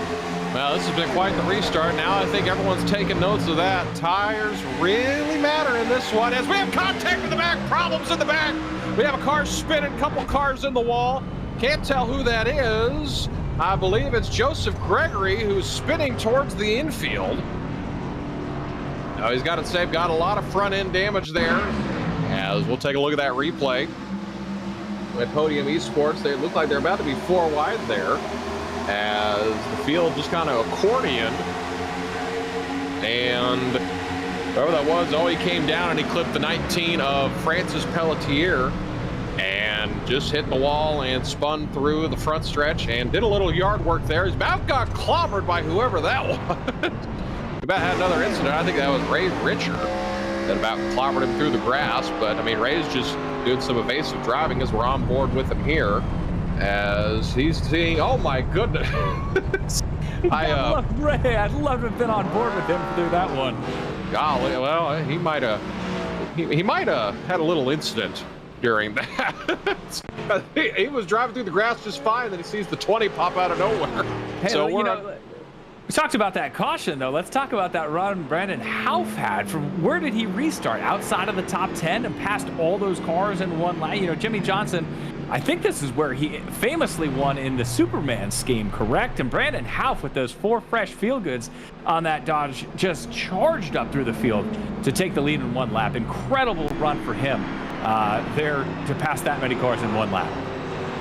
So we have the man that we just saw have a pretty good look at that one, as we're also looking at him on your screen, Ray Richer.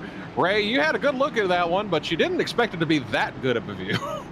Well, I tried to avoid him. I see it come down the track, and next thing you know, he's right in front of me. And you can't hit the brake in the grass, obviously, but you do your best at this point, you know, to hold on. But it did show I got car contact, but I didn't feel anything.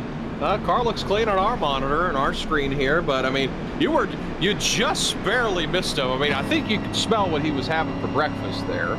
As pretty clean on our end. But that was nose hairs pretty quick, so. But you know, you've been running around, you know, around 20th, 22nd all night. Is there any strategy coming to the end here? As you have a clean car right now, you have a full bill of health, better than probably what you thought you'd have there. Well, let's put it this way. These cars are very loose in, very tight in, very loose out, and you really got to feather the throttle. It took a long time to kind of get that down. Last week, 2 weeks ago, I just got too hard into it and just touched the fence. I'm trying not to do that here, but to keep up with these guys, it's actually pretty decently easy, but yeah, you just got to keep the car underneath you is what it comes down to. But strategy right now is to try to keep the tires on it till the end.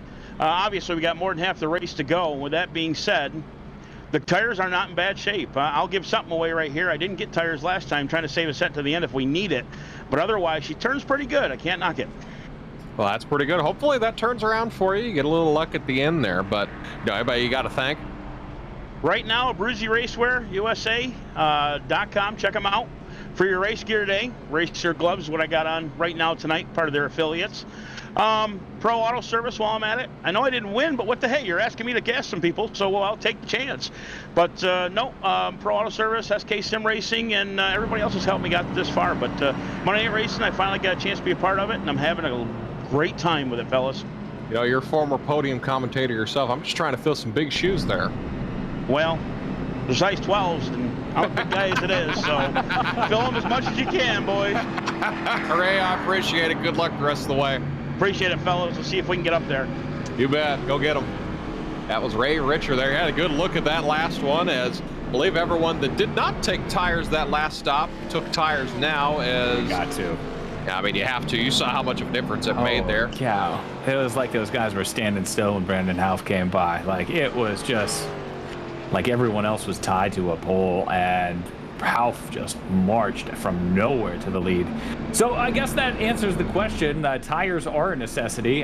Ford actually pitted there as well, so his strategy went out the window. So we just talked to him, and yeah, we realized that strategy went out the window, and tires are vastly more important than anybody, I think, realized earlier on in the evening.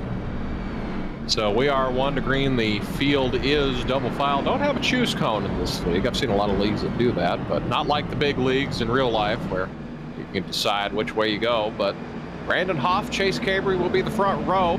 Leighton Sabile, hadn't mentioned him a whole lot, has moved up into third. Michael Fisher in fourth. Bailey Turner fifth. Cole Cabry over in sixth place. Corey Heim, time. James Bickford over in eighth. Corey Doozer and DJ Cummings, your top 10, as we're ready to go racing once again. So the field will come down off of turn number 4. The iRacing sedan will pull away, and the field is in the hands of Brandon Houff. Here with around 58 laps to go. Green flags in the air. We're back underway here at Auto Club.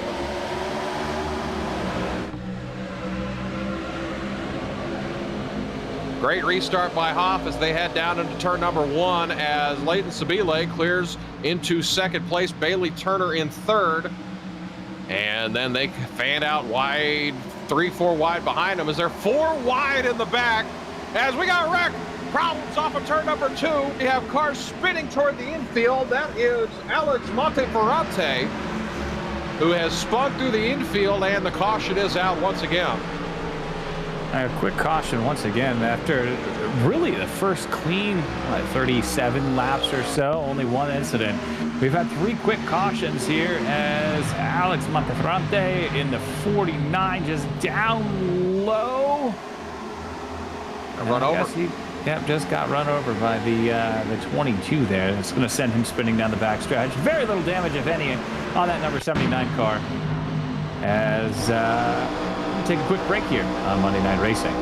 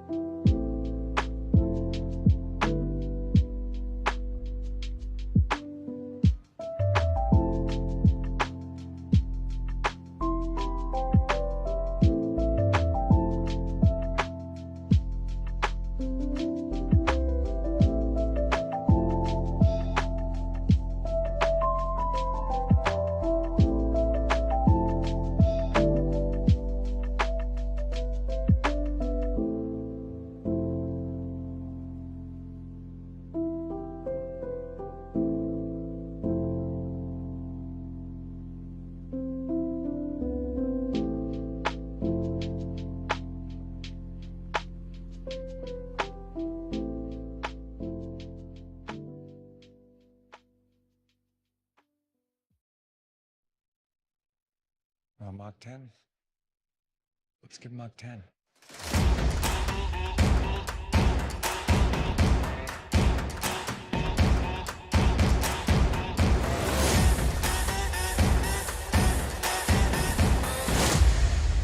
You're cleared for takeoff. FrontStretch.com, providing up-to-date news, analysis, and commentary on all the latest in the world of motorsports. Check out Front Stretch YouTube page for post-race content after the checker flag waves for most NASCAR events, giving you up-close interviews with your favorite drivers and the stories that matter each weekend. For the best seat of the track and the best view on the web, visit FrontStretch.com.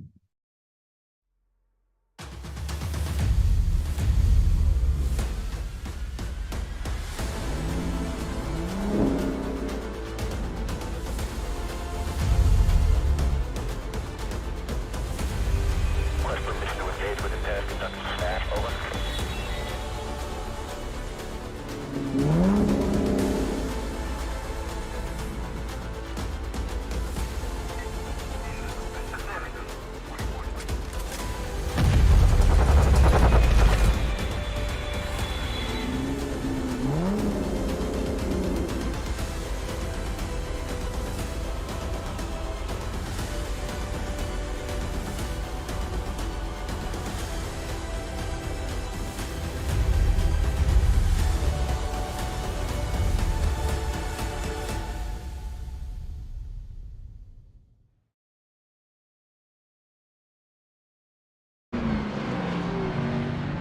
Ready for the restart here in Auto Club. Don't forget the completion of this race. We will have the FrontStretch.com post-race show. Brought to you by Jared Haas, the host and his co-host, who's winning the race right now. Brandon Hoff, that's certainly not, a jinx or anything. As pace car is off right now as the field is in the hands of Brandon Hoff. Marty the flag man ready to go, ready to wave that green flag, and it's back in the air. Good start by Hoff. As now Bailey Turner, who moves up into second place alongside Leighton Sabile with Corey Heim in tow. And Chase Cabry rounding out the top five as they fan out into turn number one. We keep talking about that number 5. Love those old NASCAR throwbacks. Running 1, 2 right now, the 9 and the 5, and then Leighton Sabile in that fast Toyota number 25 running third. His Hog Tamer's teammate Corey Heim, as you mentioned, back there in fourth. So the cream is definitely starting to rise to the top as we come up on the midway point here in tonight's contest. It looks like Haupt, though, able to maintain the lead. Sabile, though, getting a great run off of 3 and 4. Who will lead it at the line? It's the number 9 of Brandon Haupt in that Brit Esports number 9 Dodge. It's a good-looking car there. So the last time these cars pitted, at least inside the top 6 or 7, was lap 35 as you're on board with Brandon Brown. Moving up into 7th place. Got past one of the Cabrys back there. Both the Cabrys starting to fall there. I wonder what's going on with them, if they're trying to save tires for later. But Brandon Brown running alongside Chase Cabry there as they head into 3 and 4. Still, Brandon Hoff leading this pack. Bailey Turner and Leighton Sabile side by side. Then we're single file all the way back to this pack that we're in with Brandon Brown. As we're quickly approaching halfway here in Monday Night Racing, the Highland Homes Roofing 200 here at Auto Club. Hey, and a little bit extra incentive again. We keep talking about that side bet that some of the guys got going on tonight. Brandon Haupt right now leading the race, and he'd be taking home that prize pool. We've got Matt Stolneck still in contention. Gary Sexton pretty much out of it at this point. Chase Cabry's also involved. Nick Olson and Ronnie Osmer, but right now they're all chasing that number 9 of Brandon Haupt, who's going to eke out now to about a 0.2 of a second lead, but you can throw a blanket under him there at the front of the field over Leighton Sabile as he tries to run him down.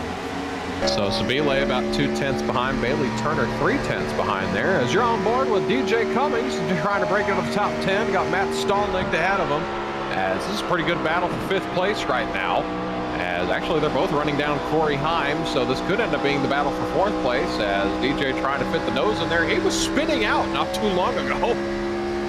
So a good comeback for DJ Cummings. Absolutely. And, he ran second last week. We talked to him in the post-race show, and we all know that he's a veteran of Monday Night Racing, a veteran of sim racing. He knows what it takes to win and contend in these situations. A 2-time winner on Monday Night Racing started shotgun on the field tonight after getting with the wall during his qualifying lap. as we see a little bit of a battle back in the pack with some guys that have had issues earlier this evening. As Mario Miranda battling back now to 8th position after his incident early on in the race, led the first 16 laps of this thing before getting punted out of the way by the number 39 of Chase Cabry. He's looking to just show everybody how fast he is after hard contact with that turn 1 wall. He's back up solidly into the top 10, looking for more. Now, this could get a little fun here if him and Chase Cabry meet up. So, I guess we'll see here shortly. Oh yeah, they've already passed him. So, but Miranda's been able to get that car fixed with all the cautions that we've had. You know, the way these cars are, as long as you don't knock a wheel off or have any engine damage, so we have a caution on the racetrack. A couple cars spinning through the infield. Looked like Fisher, Gary Sexton, the number 30 of Adam Boyles is in it. Oh, wow, there's a couple cars. Corey Doozer, big time damage on him. He's missing the whole front clip. Happened here. But it looks like Doozer just got a little, no, where did it start? Oh my goodness. Fisher got run over by the 19. Yeah, it looks like Fisher just got run over, and then, the 14, but he hit the end of pit road wall, knocked the front end off. That's not very good, so that's going to be extensive damage for Corey Doozer, who was running inside the top 5 earlier. As we're on board with Michael Fisher, looks like he got tagged by, couldn't see who that was, I believe that was Francis Pelletier. As they were sent through the infield, Corey Doozer just boops the end of pit road there and knocks off the front end, so it's going to be a lot of damage to fix there. A lot of bear bond going to be used in that pit stall for the Corey Doozer machine. So back under caution here at Auto Club. We have just passed the halfway mark. Brandon Hoff, you're still your leader. Mario Miranda matriculating his way back into the top 10. We thought his car would be too damaged, but with all the cautions that we've had, he's had plenty of time to fix that car back up and get back in contention, Darren. Yeah, absolutely. And why don't you explain, Decon, like what happens? There is no fast repairs on these things. For a first-time watcher or listener, if you're just listening along too, explain like how these cars get fixed under a caution, or really how the damage repair works here on Monday night. So there's a lot of cars, as we'll have a lot of cars coming down pit road. Brandon Hoff going to be the Lone Ranger. Now everyone's going to stay out, but anyway. So a lot of these cars have the new damage model on iRacing. Basically, if you don't destroy the engine and you don't knock a wheel off of it, you could pretty much get this car pretty much as good as it was on the showroom floor. So it didn't look like Mario had any damage last time we saw him, as we can see if we can try to dial up Mario Miranda here and see what's going on here. But I believe he got all of his damage fixed, and we'll see how he is. Yeah, Mario Miranda, it's Decon up in the booth. You got a copy? Yes, sir, I do. So we had a little incident earlier, but we were able to get all the damage fixed. How much damage did you have to fix, and do you feel in a comfortable enough position to, get back up at the front here, even with the damage that you had? I don't know if I feel comfortable, because we only really had a short run. I think I really notice any damage I have when it gets to the longer ends, but I think I would have been fine with just the spin that Chase gave me, but that hit from, I forget who it was, but that second hit was really what killed the car. But we got everything fixed now, and I'm back inside the top 10. Car feels decently good. I know I still have a little damage, but I feel fairly confident in it. I'll go watch you. I mean, you were strong at the start of the race. Tell us about where you're at right now. P7. No, in real life. Oh, real life, it's been a struggle recently. My car caught fire back in July or June, and we've been, just trying to fix the damage ever since. We don't have the money like a lot of people do, and, an incident like that really takes you out for the whole year, and, that feeling of, having to come to the conclusion of you can't race for the rest of the year really sucks, but we're saving our money, collecting our sponsors, and we're really going to try to hit the road, for the 24 season, bigger and better car, better equipment, traveling more. We're really going to go out with a bang next year, try to make the most out of it. So I'm gonna ask you that question one more time, and that's my bad for not being more specific. You're racing in a specific location right now. What would that location be? What's the significance? Yeah, so I'm in Oklahoma, and I raced at a local track at Hallett, which is Oklahoma's only road course. But you know, we plan to travel up and down the Midwest, and maybe even travel out to Charlotte to do the Roval, because they host legend cars at the Roval. So, you know, next year we have a lot of big plans, and we, you know, plan to come out with announcements later in the winter. Boomer Sooner, good luck the rest of the way, Mario. Yes, sir. Appreciate the time, man. Got anybody else you want to thank before we go green? Just gotta thank OU Esports for letting me borrow their office, let me borrow their PC that is making me run 200 frames right now. So just shout out to all of them and everyone who supports and helps me to be here. Hey, man, I appreciate it. Good luck the rest of the way, Mario. Thank you, sir. I appreciate it. That was Mario Miranda. Finally got the answer we were looking for there. As we're going back green here. Front row, Brandon Hoff, Leighton Sabile here. As we are coming to 45 laps to go here in Monday Night Racing. The pace car is off. Field's in the hands of Brandon Houth. And we're ready to go dancing once again. The green flag is back in the air as we're back on the way. It's an EPI train on the top. Corey Heim and Leighton Sabile on the top, trying to go against Brandon Houth as he gives a little block over to Leighton Sabile as they head down to turn number 1. And again, we see that great restart here in California. Fanning out, I guess we got 3 wide there around 10th position. I think that's Josh Slade, Nick Olson on the high side as they fan out again behind Brandon Houth, and that fast number 9 Dodge. Leighton Sabile again slots in second. Let's see if we can click off some fast, clean laps here. We had a rash of cautions there through that mid part of the race. Let's see if we can keep it clean as Bailey Turner now running in the 4th position right behind Corey Heim as Leighton Sabile slides it big coming out of 4 to the line. That's going to let Houth get out to a little bit more of a lead. Going to pull 0.2 of a second on the number 25 going down into turn number 1. It's pretty single file now. Brandon Houth is under attack by 2 EPI machines there in 2nd and 3rd. And then the Cheez-It Mobile there. And then look who's back into 5th place right now. Mario Miranda, after he was caught up in that accident, lap 19. And rounds out your top 5. We're pretty single file here all throughout the top 10. A little bit of action at the edge of the top 10. As we're on board with Chase Cavery now. As someone get a little squirrely in front of him, that's the logo-less machine of the Landon Polinsky there. As again, no stickers on that car, so if you know you're Chevrolet or Ford, we are in automotive country. We're pretty close to at least. Actually, no, that's in Michigan. I'm an idiot. Wow, I don't know where anything else. Same-ish track. Yeah, it's that same-ish, but where are you racing tonight, Decon? Where are you at tonight? Specifically, where are you at, buddy? Yeah, I know. I'm a big dummy, but yeah. Anyway, so the EPI cars have Brandon Houth going as they were able to get a big push down the back straightaway, going to the inside. It's Heim time. He's looking for the lead now alongside Brandon Houth. Leighton Sabile in tow behind him. As they will come off turn 4, we'll see if Corey Heim can lead for the first time this evening. Not this time, it looks like. Brandon Houth's going to lead that lap once again, so Corey Heim will have to wait at least 1 rotation around this track to lead a lap. No, you're watching those hog tamers guys down there on the low side.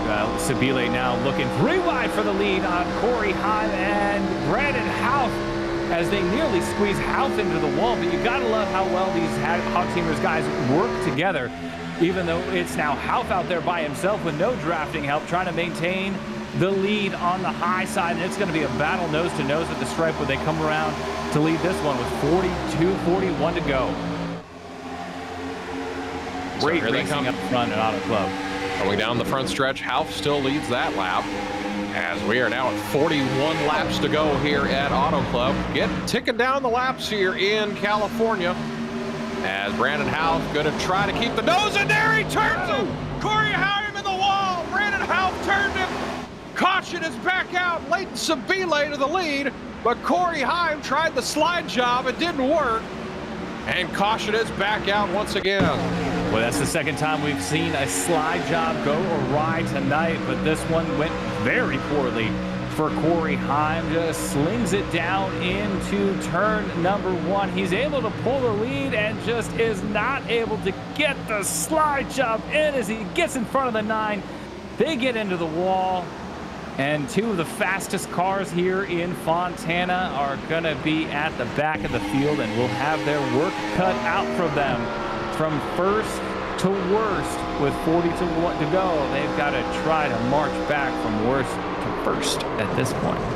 So I don't blame, this is the driver talking. I don't blame Brandon Houff for not cutting Corey Heim too much slack there, because theoretically, when you throw a slide job, you really want it to stick, and you really want it to not make the guy behind you have to lift, because more often than not, it's more of a dirt track thing. More often than not, they're not going to lift, as you saw there. Right. So Houff had the momentum up top, and I mean, that's just the nature of the beast, correct? As now it looks like Houff going to be still scored as the leader. Houff never really spun out, so he's going to stay in first place. He's got a lot of left front damage, though, so we'll have to get that addressed. So as we will look like we'll have another round of pit stops here. We're right at the edge of that fuel window we were talking about, so some interesting strategy come up here. Unsurprisingly, Brandon Houff will come down to pit road, or he's going to stay out. Wow. It's a lot of left front damage that he has there. I mean, Miranda does come down, though, out of the 5th position. So we have a handful of drivers around 10th or 11th on back came down. A few sprinkled in that stayed out, but we are back under caution here at Auto Club. Let's see if we could dial up somebody in the field. Let's see if we can talk to Brandon Brown. What was that? Hi, Brandon Brown. How are you? Wait, what's up? Hey, we got you up here in the Podium Esports booth. We're going to have Darren talk to you a little bit. Glad you're here. Cool. Oh, cool. I was like, what is all that noise? And it was just the channel changing. Yeah, it's just us trying to talk to you, man. How's it going out there tonight? You're riding around, bottom half of the teams there for a minute. Now you're marching back up to the front of the field. Talked about maybe you were just biding your time, and it looks like you finally got a good set of tires under you and starting to sniff that lead pack just a little bit. Yeah, so I had no laps in this car on this track ever before my Q run, which is why it was so crappy. No practice, no nothing, and just tried to play a little bit of strategy. It worked out. Now the cautions are all over the place. Stayed out here, wanted to keep one set of tires just in case we have to come in late and then in a green-white checkered-ish type of thing. So right around the top 10, I think I can finish the top 10 if the strategy kind of holds out, maybe a top 5. Yeah, absolutely. And we saw those tires. Some of the guys, like Brandon Houff, took tires there right at the onset of that round rash of cautions. Right. Yeah, they really seem important here tonight. What is your limit there at the end? 10 to go, you're coming in for tires? Are you waiting for that possible green-white checker? Well, I got 2 sets with me right now, so that's good. That's why I stayed out on this last caution. I was thinking about it, but just didn't quite pull the trigger. So the guys like Stalnick and them, they've got fresher tires than I do right now. Probably going to lose a few spots here, but going to gamble to be, with the cautions happening like they have happened, I'm gambling that there's going to be a few more, and hopefully it falls our way. Man, I think that's a safe bet. Going green next time by. Any sponsors you want to thank? We see Sim Seats on the hood every week for you. Always thank Sim Seats. They supplied me with this sim that I'm sitting in right now. Had a great relationship with them when I was up at Richmond Raceway. Can't thank Zach and that team enough. Garrett Maines fixed my pedals for free one time when I stupidly broke them up at Sim Seats. So Sim Seats all the way. Can't thank those guys enough. Hey, and just looking in the chats here, talk about what you're doing with Door Bumper Clear. Some cool stuff going on over there, yeah? Yeah. So I have my own little media company, and they contracted me to do a little producing and video editing, and I am now a producer at Door Bumper Clear, and we had our show today with Carson Hocevar. Gotta check out Door Bumper Clear on Dirty Mo Media. This episode that just dropped like an hour ago or so. Definitely check it out. Fantastic stuff, Brandon. We see you're going green coming up here in just a couple seconds. He's a producer for Door Bumper Clear. He's also a race car driver here at Monday Night Racing tonight. Brandon, thanks very much, man. Thanks. Brandon Brown driver. Yeah, Brandon Brown driver, the number 12 Sim Seats Racing Chevrolet. Mid-pack right now. Running 9th in the, as we come to the green. Green flag back in the air. Tell you what, he was a little surprised to see us. It sounded like I think so. Yeah. So did he say what's going on here as we went to it? That's fantastic. Yeah, he did. So we'll have to see how this damage is going to handle for Brandon Houff out front here. Doesn't look like, well, it's starting to affect it a lot, but I mean, it's pretty noticeable damage on the left front, so we'll have to see how this turns out for him. I don't know if anyone told him, as they're going 3 wide for the lead now. Leighton Sabile shooting the middle, Bailey Turner on the bottom, as they're fanning out to 3 and 4. Look at the move by Cole Cabry to the middle. Wow. Yep, I was just going to say the smartest move in all of that was Cole backing off, going into the corner, and he's got the run. He's going to have the lead coming to the line. Power move, heads up racing by Cole Cabry, last week's winner, and he's leading with 36 to go here at Auto Club. Great move out of the 51. Backed up 3 and 4, and he came out with the lead. Is now Bailey Turner in the 5, looking down low in that beautiful Hendrick Motorsports throwback, but it's the fast black Monte Carlo of Cole Cabry out front. He's going to lead him down the backstretch into 3 and 4. Tell you what, there's been so many comers and goers in this race, it's not even funny. Of course, he pitted about 12 laps ago. So we'll have this. There's a whole bunch of different strategies going on in this race as he's starting to take out a little bit of a lead as Bailey Turner going to run Matt Stallnick to the bottom. As it's getting a little hairy now. He's got a full storm. Cole Cabry's got a full storm behind him here as they head down to turn 1 and 2, 35 laps to go. Got Nick Olson running the top there.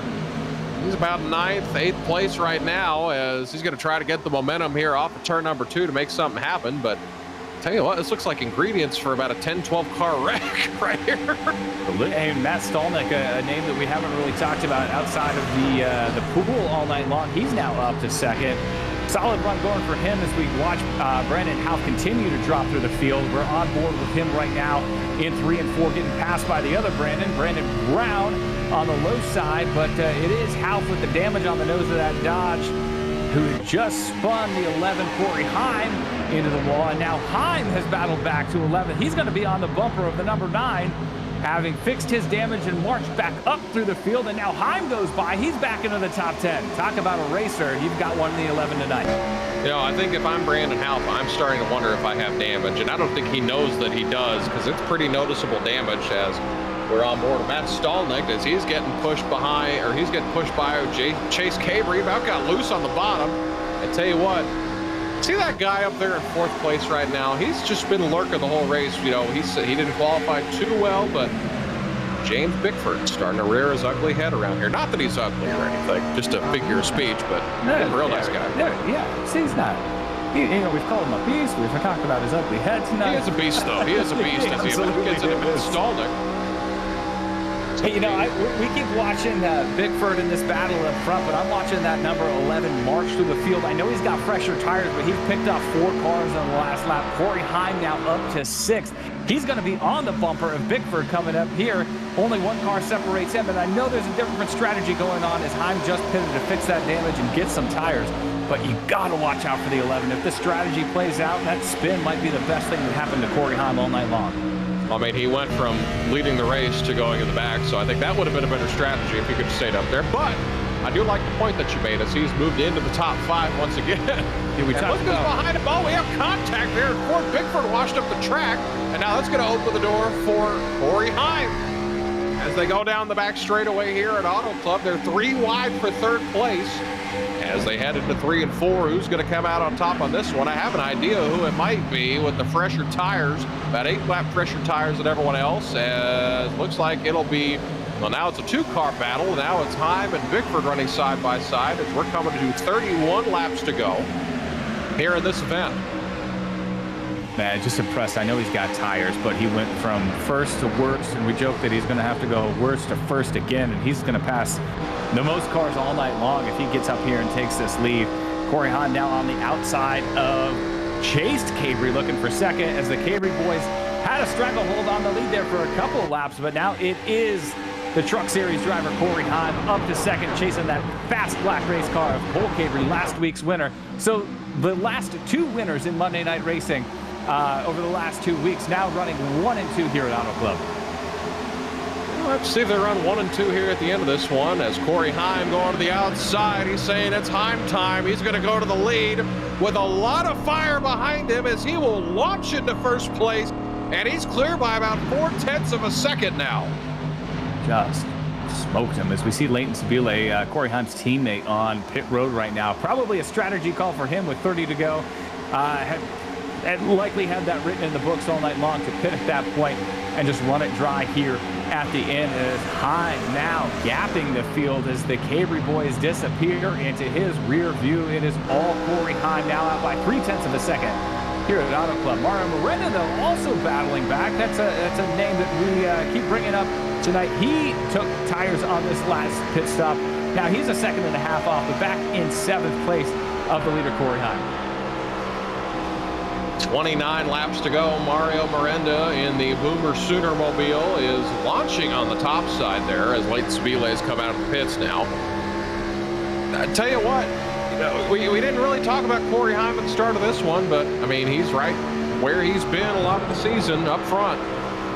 Absolutely. In Monday Night Racing or in Truck Series Racing or really wherever you see this kid in a race car, he's has been up front here in 2023. Started 4th, you see it up on the screen. He's put that number 11 on point here and really kind of in control. Now it's all going to depend on how these cautions fall here at the end of the race and tire fall off as we see a bunch of guys pit. Looks like Brandon Brown pitting as well, along with Brandon House. So the Brandons are on pit road right there at the 20th position. So strategy call for those guys to pit here with tires, 4 tires, with 28 to go as Corey Hind continues to stretch it out over now DJ Cummings, last week's runner-up, now runner-up once again here on the other side of the country. So again, Corey Hind on the fresher tires than everyone. DJ Cummings also on a set of fresh tires. He was spinning not too long ago as he's made his way back up front. DJ Cummings, first time we've seen him inside the top 3 as you see him on your screen there. A bottle of water there. He's ready to be refreshed. He's also clutching. Again, we're at the edge of that fuel window. So he's turning the car, not necessarily turning the car off. Some of these guys in the pack might be, but he is clutching going into the corners as opposed to just letting off, as that lowers the RPM of the vehicle.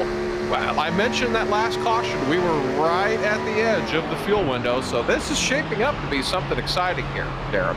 No, absolutely is. And just like we hyped at the beginning of the show, these races have always been exciting this season, whether it's strategy or just flat out racing, as we see Bailey Turner trying to unlap himself in that beautiful number 5, who's been running up front all night long, but did pit under green there to avoid any issues that he might have with fuel mileage. You see a lot of these guys coming off pit road at this point, pitting under green here with 25 to go, 26 to go, just making sure they get there on fuel. And again, we talk about flat-out racing here on Monday Night Racing, but there's so much strategy that's involved. We talked about the clutching and the different tire wear issues or patterns that we're seeing throughout the evening.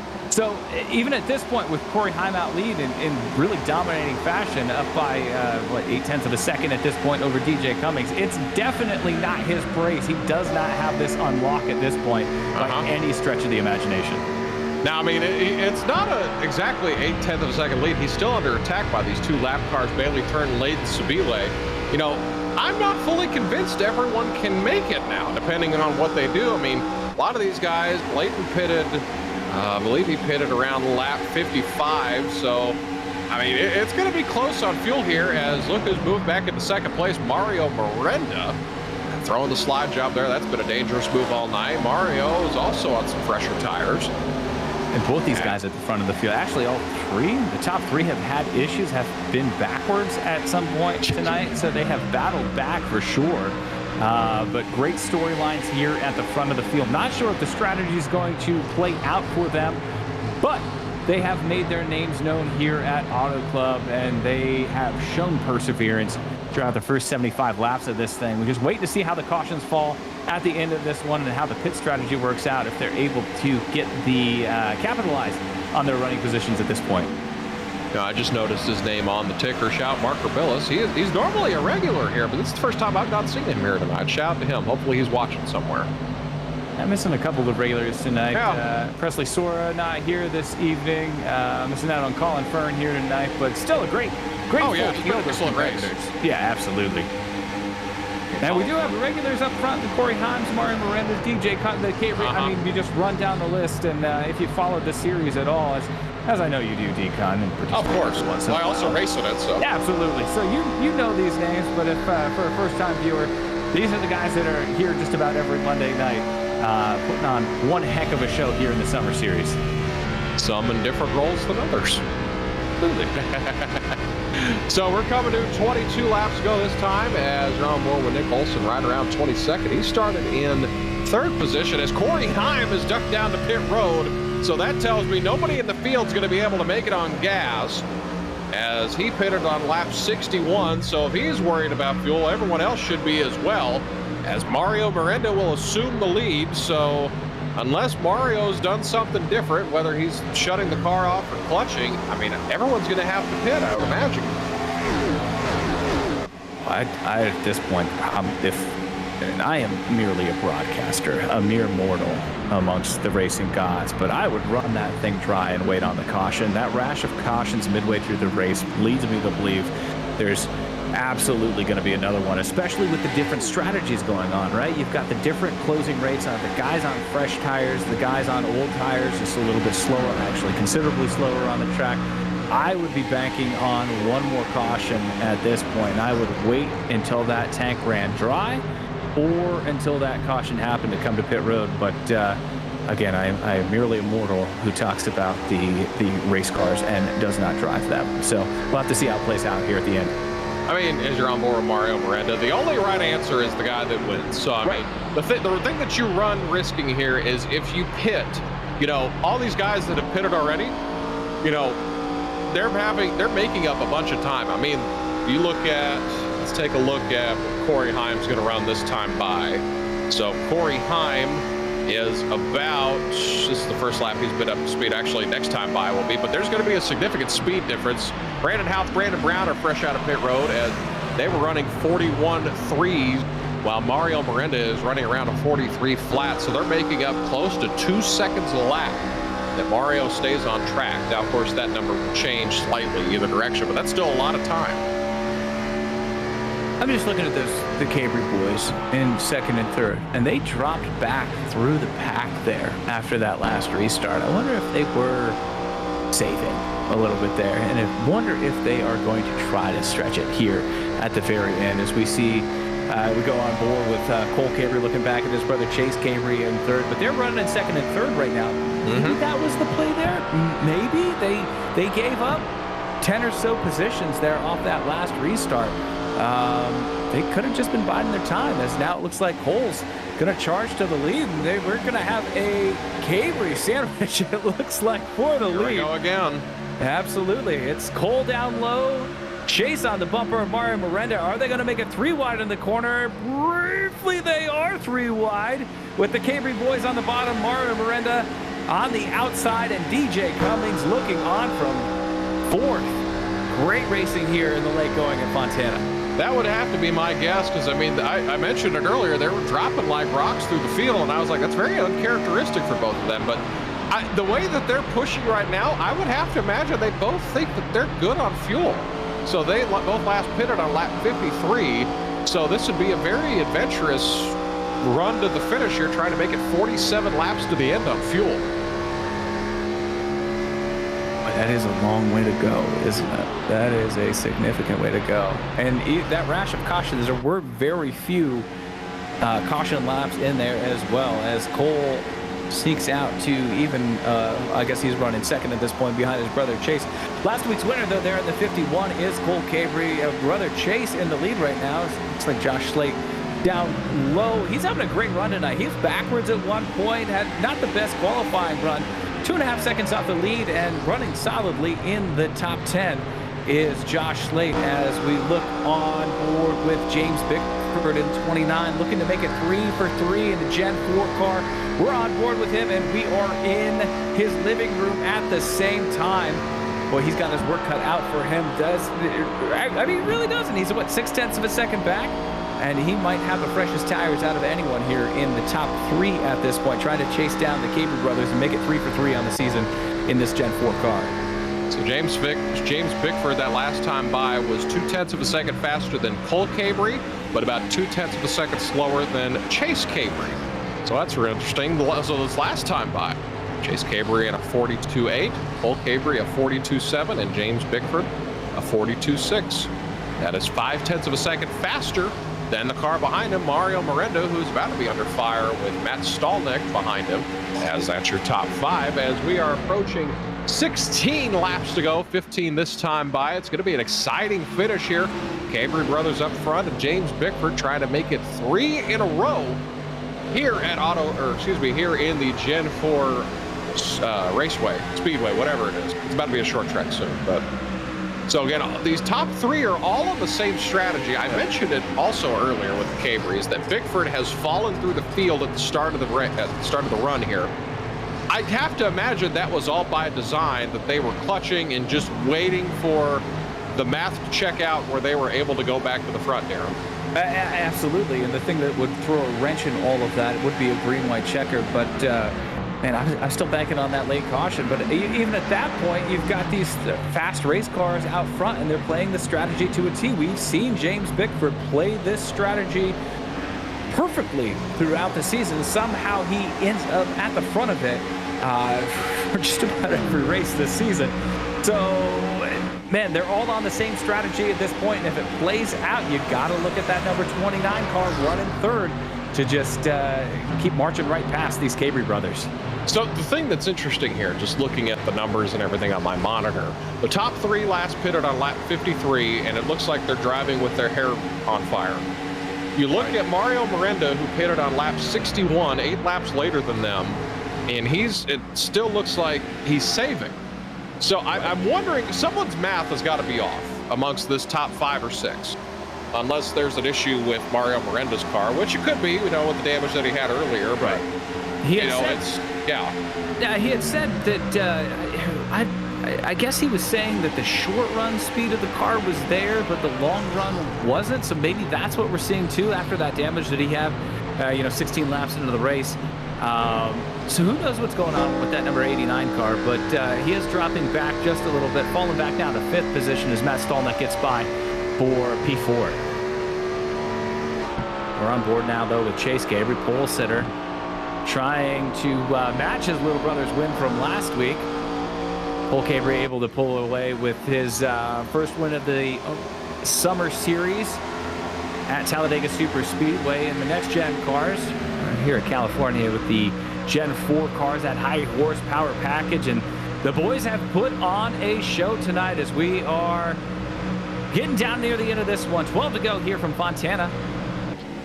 12 to go, as you mentioned here. Don't forget the completion of our race. After we interview everybody and the post-race burnout, we'll have the frontstretch.com post-race show hosted by Jared Haas, fellow Arkansan, and alongside his co-host Brandon Hoff, who, by the way, old Brandon is running around in 20th position. Led a bunch of laps here at the start of this one, but tune into that, the frontstretch.com post-race shows. It looks like one of the Cabrys is ducking down to pit road, so I think their math's not going to check out as long as James Bickford on pit road as well. It's Chase Cabry on pit road now.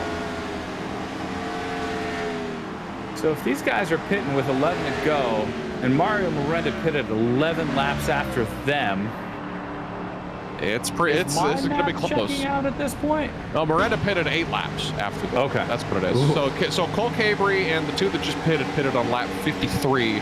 Mario Miranda, Joshua Slate, DJ Cummings, Gary Sexton, pretty much everyone up here pitted on lap 61. Ford Martin topped off on lap 62.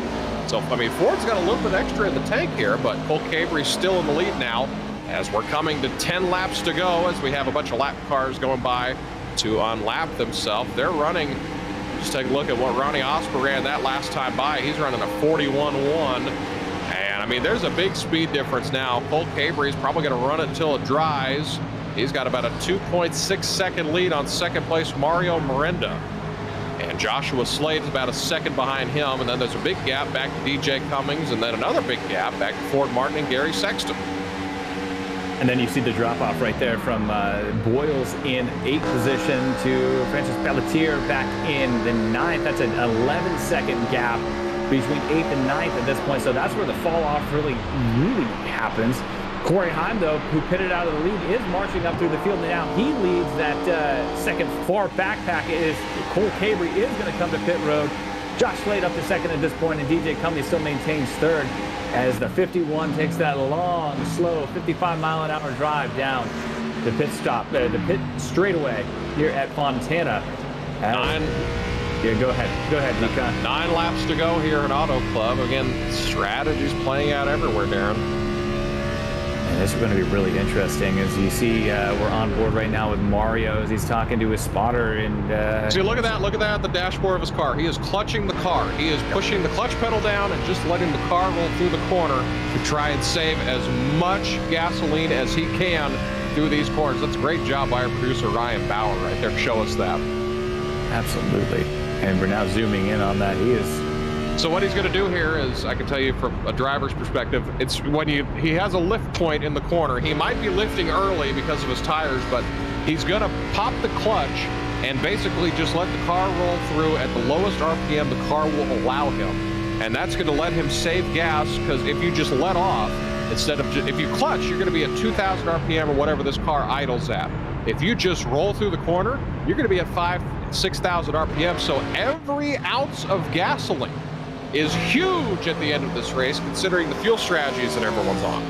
When we saw James Bickford run out coming to the line at, I believe, Charlotte to start the season, the Gen 4 season. So we are, again, right on the line as Mario Miranda picks up a couple hundredths on Josh Slate in the 01 in second. That 6 car right now, not for position. Mario Miranda just going to let him go by and let Matt Alderson unlap himself. Miranda down low, and he's going to even try to sniff a draft off the 6 going down the backstretch, saving every ounce of fuel, every eyedropper of fuel at this point to try to will that number 89 home for his first win in the Monday night racing. Coming to 6 to go here at Auto Club.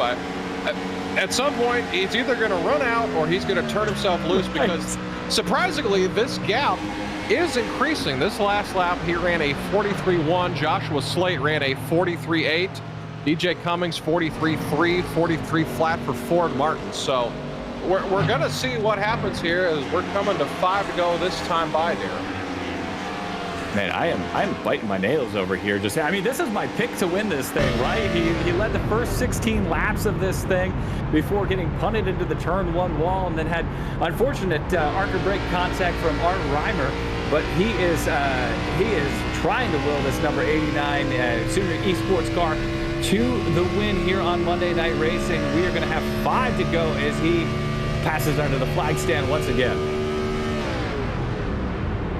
So Super Mario out here, I think he's about to start turning it loose, because he's very stone-faced as you look on your screen there. You can't tell if he's going to make it or not. I wish there was a way we could find out, but I don't want to drag him up here at the booth at 4 to go.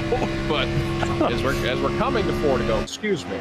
So again, Mario Miranda running 0.3 of a second faster than Joshua Slate. DJ Cummings and Ford Martin have picked it up a little bit. They're running 43 flats, but they'll need to increase the pace a lot, or Mario Miranda will need to decrease the pace a lot, one of the two. So 4 to go this time. You got to love this about Monday Night Racing, too, is the strategy can come into play. Every guy in the top 6, 7, 8, I mean, everybody in the top 10 has been involved in an incident tonight. The top 6 have absolutely been backwards into the fence at some point tonight. But through, great strategy, great pit calls, they're all running here in contention at the end. It is turning into a fuel mileage race, but great rebounds really for everybody in the top 10. I mean, I think everybody's been involved in a wreck at some point in this race. True. That's true. Somebody's got to win the thing, right? Well, speaking of that, Mario Miranda is out front as he is still coasting through the corners here. As you take a look at him here, coming to 3 laps to go in the Highland Homes Roofing 200 in the Monday Night Racing Summer Series, presented by Mach10 Digital. Boy, he's locked in too. He is locked in. See the nerves on his face as he's got those driving gloves just smoking at this point. It'll be 2 to go when he gets back to the stripe, and he is just hoping it is under power for another 4.5, 5 miles as he goes down the backstretch here at Fontana. The 2-mile super speedway built by Roger Penske opened in '97. And the number 89 Sooners Esports car looking for his first win here on Monday Night Racing. He's been talking about he just wanted respect, and boy, it's the mark of a real race car driver to be able to will a car like this in a fuel mileage race to the win. 2 to go now, 4 miles, and he just needs a couple more gallons of gas to get there, does Mario Miranda. So he's got to make it about another 3.5 miles around here at Auto Club. He has quit clutching the race car, so his bed is made as he heads down the back straightaway into turn number 3. He is letting off a lot earlier than he has. I mean, he's been, got the so gap, might be though, tired. too. He's got a 3-second lead, and he just needs to take the white at this point so we don't have a green-white checker. He's going to be coming to the white as DJ Cummings now turning it on. He passes Josh Slate for second, but now the race is really on. 3.5 seconds back to DJ Cummings, last week's runner-up, looking to charge down Mario Miranda as Mario Miranda continues to try to conserve fuel here on the white flag lap at Auto Club. So as he heads down the backstretch for the final time, the race is official. This is the white flag presented by iRacing. As he heads down this long back straightaway, he's about a mile from home. I think he can start to sense it now. All he needs to do is just have enough fumes to get through that race car to lead him through 3 and 4. DJ Coming through 3 and 4 for the final time. Boomer Sooner Mario Miranda is your winner tonight in Auto Club in the Highland Homes Roofing 200. Man, I called that, Decon. I said, this is the kid that's going to win this thing, and I thought it went out the window when he's in the wall in turns 1 and 2 with 16 laps into the race. And somehow Mario was able to will that thing over the last, 39 laps on a tank of fuel to get his inaugural Monday Night Racing win. Congratulations to everybody involved in that program out there in Oklahoma. Congratulations on Mario Miranda. And he is, he's going to smoke it. He's got enough left over to smoke him on the backstretch. Good for him.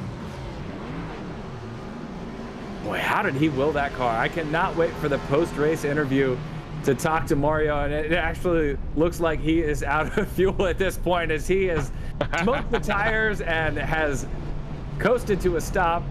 Now getting a push from, looks like Art Reimer. No, it's Ray Richard. That's Ray Richard. Yep. We're getting other communication from drivers. Gary Sexton ran out at the line. He will come across in 4th. Ford Martin also, he had a lap to the good, it sounds like. He comes in 3rd, and DJ Cummings in 2nd. Also, just by looking at his car, sounds like he ran out at the line as well. So Super Mario was able to push his car across the start-finish line here at Auto Club in the Highland Homes Roofing 200. We'll get a word with our winner here in just a moment.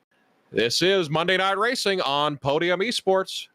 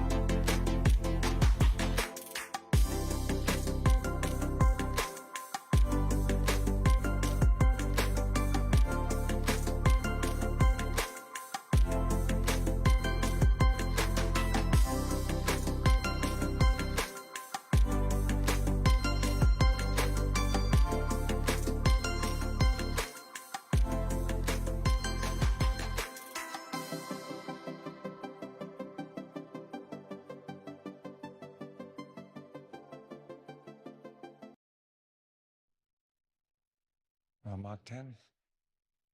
Let's give Mach 10.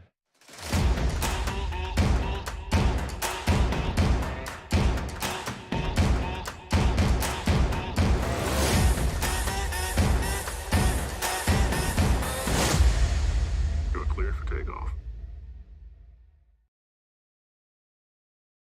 FrontStretch.com, providing up-to-date news, analysis, and commentary on all the latest in the world of motorsports. Check out Front Stretch YouTube page for post-race content after the checker flag waves for most NASCAR events, giving you up-close interviews with your favorite drivers and the stories that matter each weekend. For the best seat of the track and the best view on the web, visit FrontStretch.com.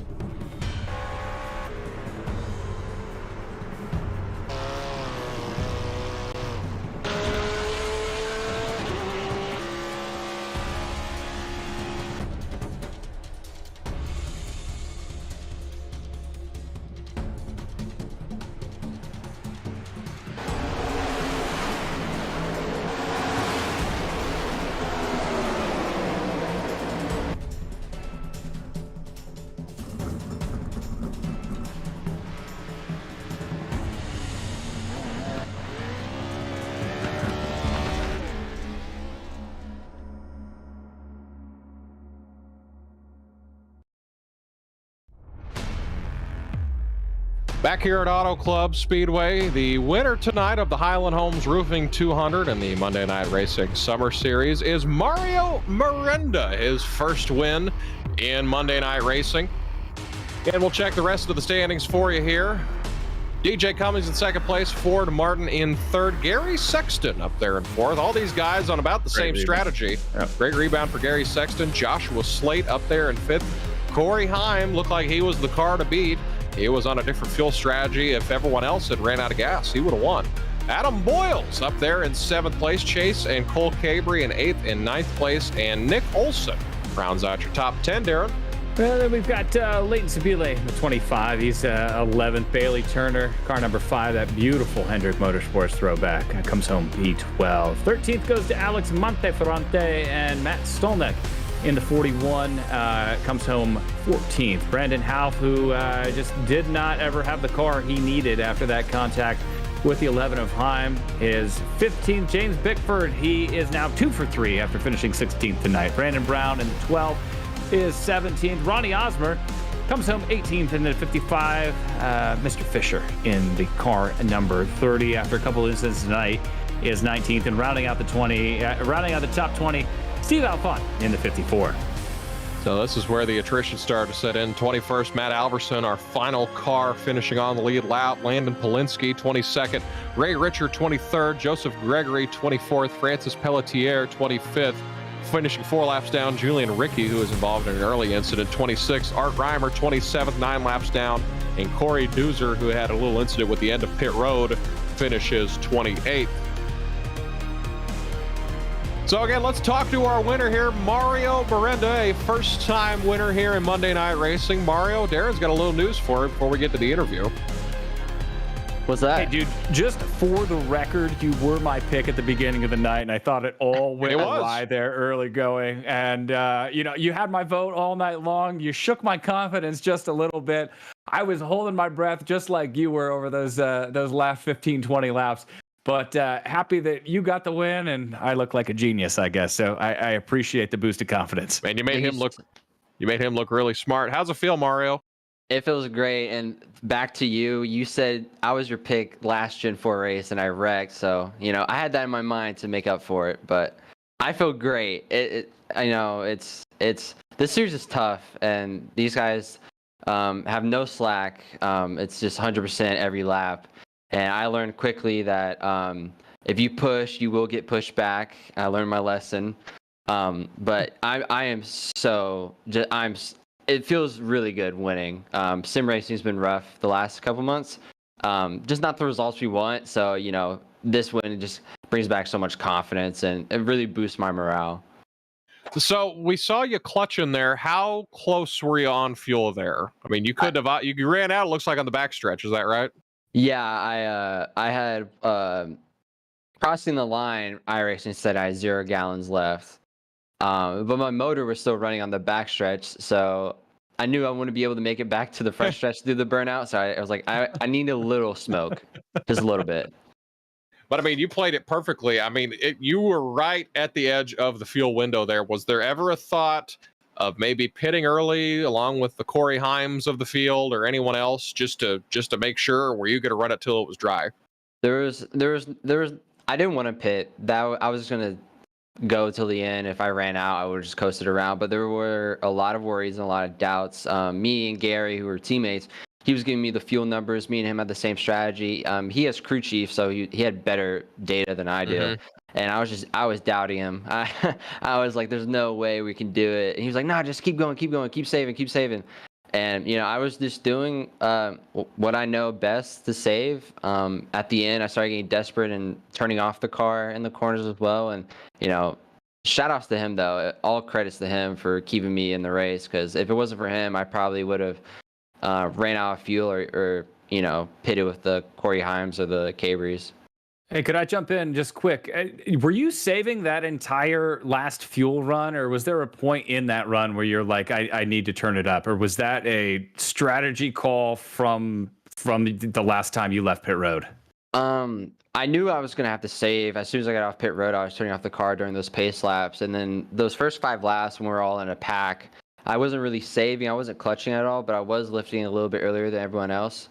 And I wasn't too worried about this because that also helps you save the tires. So that was kind of a win-win, saving fuel and saving tires at the same time. It wasn't until I got kind of clear of DJ, I started clutching the car, and those last 25 laps were just pure fuel saving. Yeah, that's awesome. Congratulations, man. Incredible run. Welcome to the winner's circle here on Monday Night Racing. Good It feels so good. There's so many top names in this winner's circle. It feels amazing to be here. Well, now you're one of them, man. Boomer Sooner. Congratulations, Sooner. Mario. Anyone else you want to thank before we let you go? I just got to thank Gary Sexton and Dakota Curtis for the Zero G team. Everyone here at OU Esports, Twisted Tech, Team Watson Racing, Podium Esports, you guys in the booth, you guys kill it every week. So, just thank you to everyone that helps me race. Oh, man, you're exciting to watch, and you're kind of a headache to race with only because you're so good, but I can respect that. But, I'll see it on the other end here. It's still pretty fun to watch either way. So good luck the rest of the season. Hopefully I finish ahead of you in one of these races, and good luck in the rest of your sim racing and rear racing endeavors. Thank you, sir. I appreciate it. You bet, man. That is Mario Miranda, tonight's winner here in Monday Night Racing. We're going to talk to our second place finisher, up 25 spots because he messed up his qualifying that bad. It's DJ Cummings who's going to finish in second. We're going to have Darren talk to him.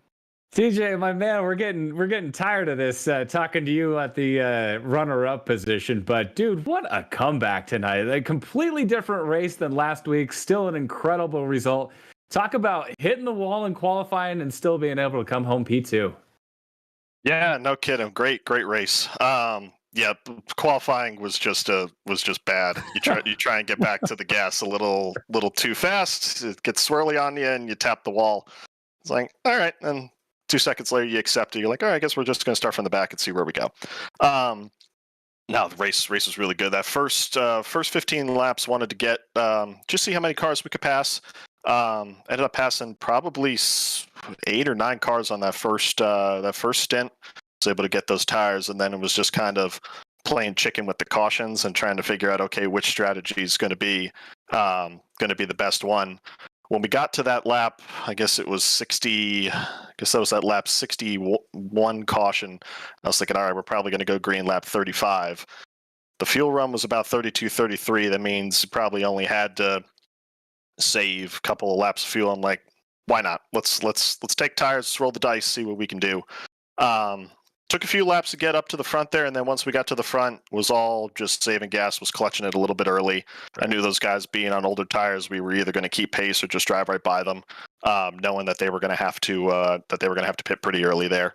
What really screwed me was being that almost caution there on lap, I guess that was 83. I was just looking at it on my screen here, where I guess the 22 wanted to be a hero and try and clear himself up, and obviously nowhere to go with my nose being right there. So just got him out of the way. But at that point, Mario was already 3 seconds gone. I'm like, oh crud! There's no way I'm gonna be able to catch him. So no, I think we all everybody, once we got on to 5 different strategies, it was really interesting to see which one was going to be the best one, which one was going to be the one that played out. And ours obviously was the one that played out, because he figured everybody who still had to pit, you knew they were going to go pretty hard on those tires, and then towards the end it was going to level itself out, and all I had to do was just keep pace while still saving fuel at the same time. So saved just enough. Right after I crossed the finish line, I heard it sputtering, so we that was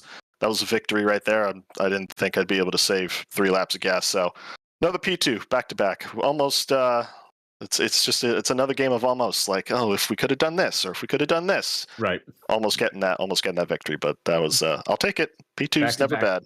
Yeah, back-to-back P2s to first-time winners. So it's good to see that the youth coming up, I guess, in the series. But yeah, I guess before we get out of here, anybody you want to thank? I know you got one of the best-looking cars in the field with your NASCAR branding on there. So give us a shout-out to everybody who makes this thing work.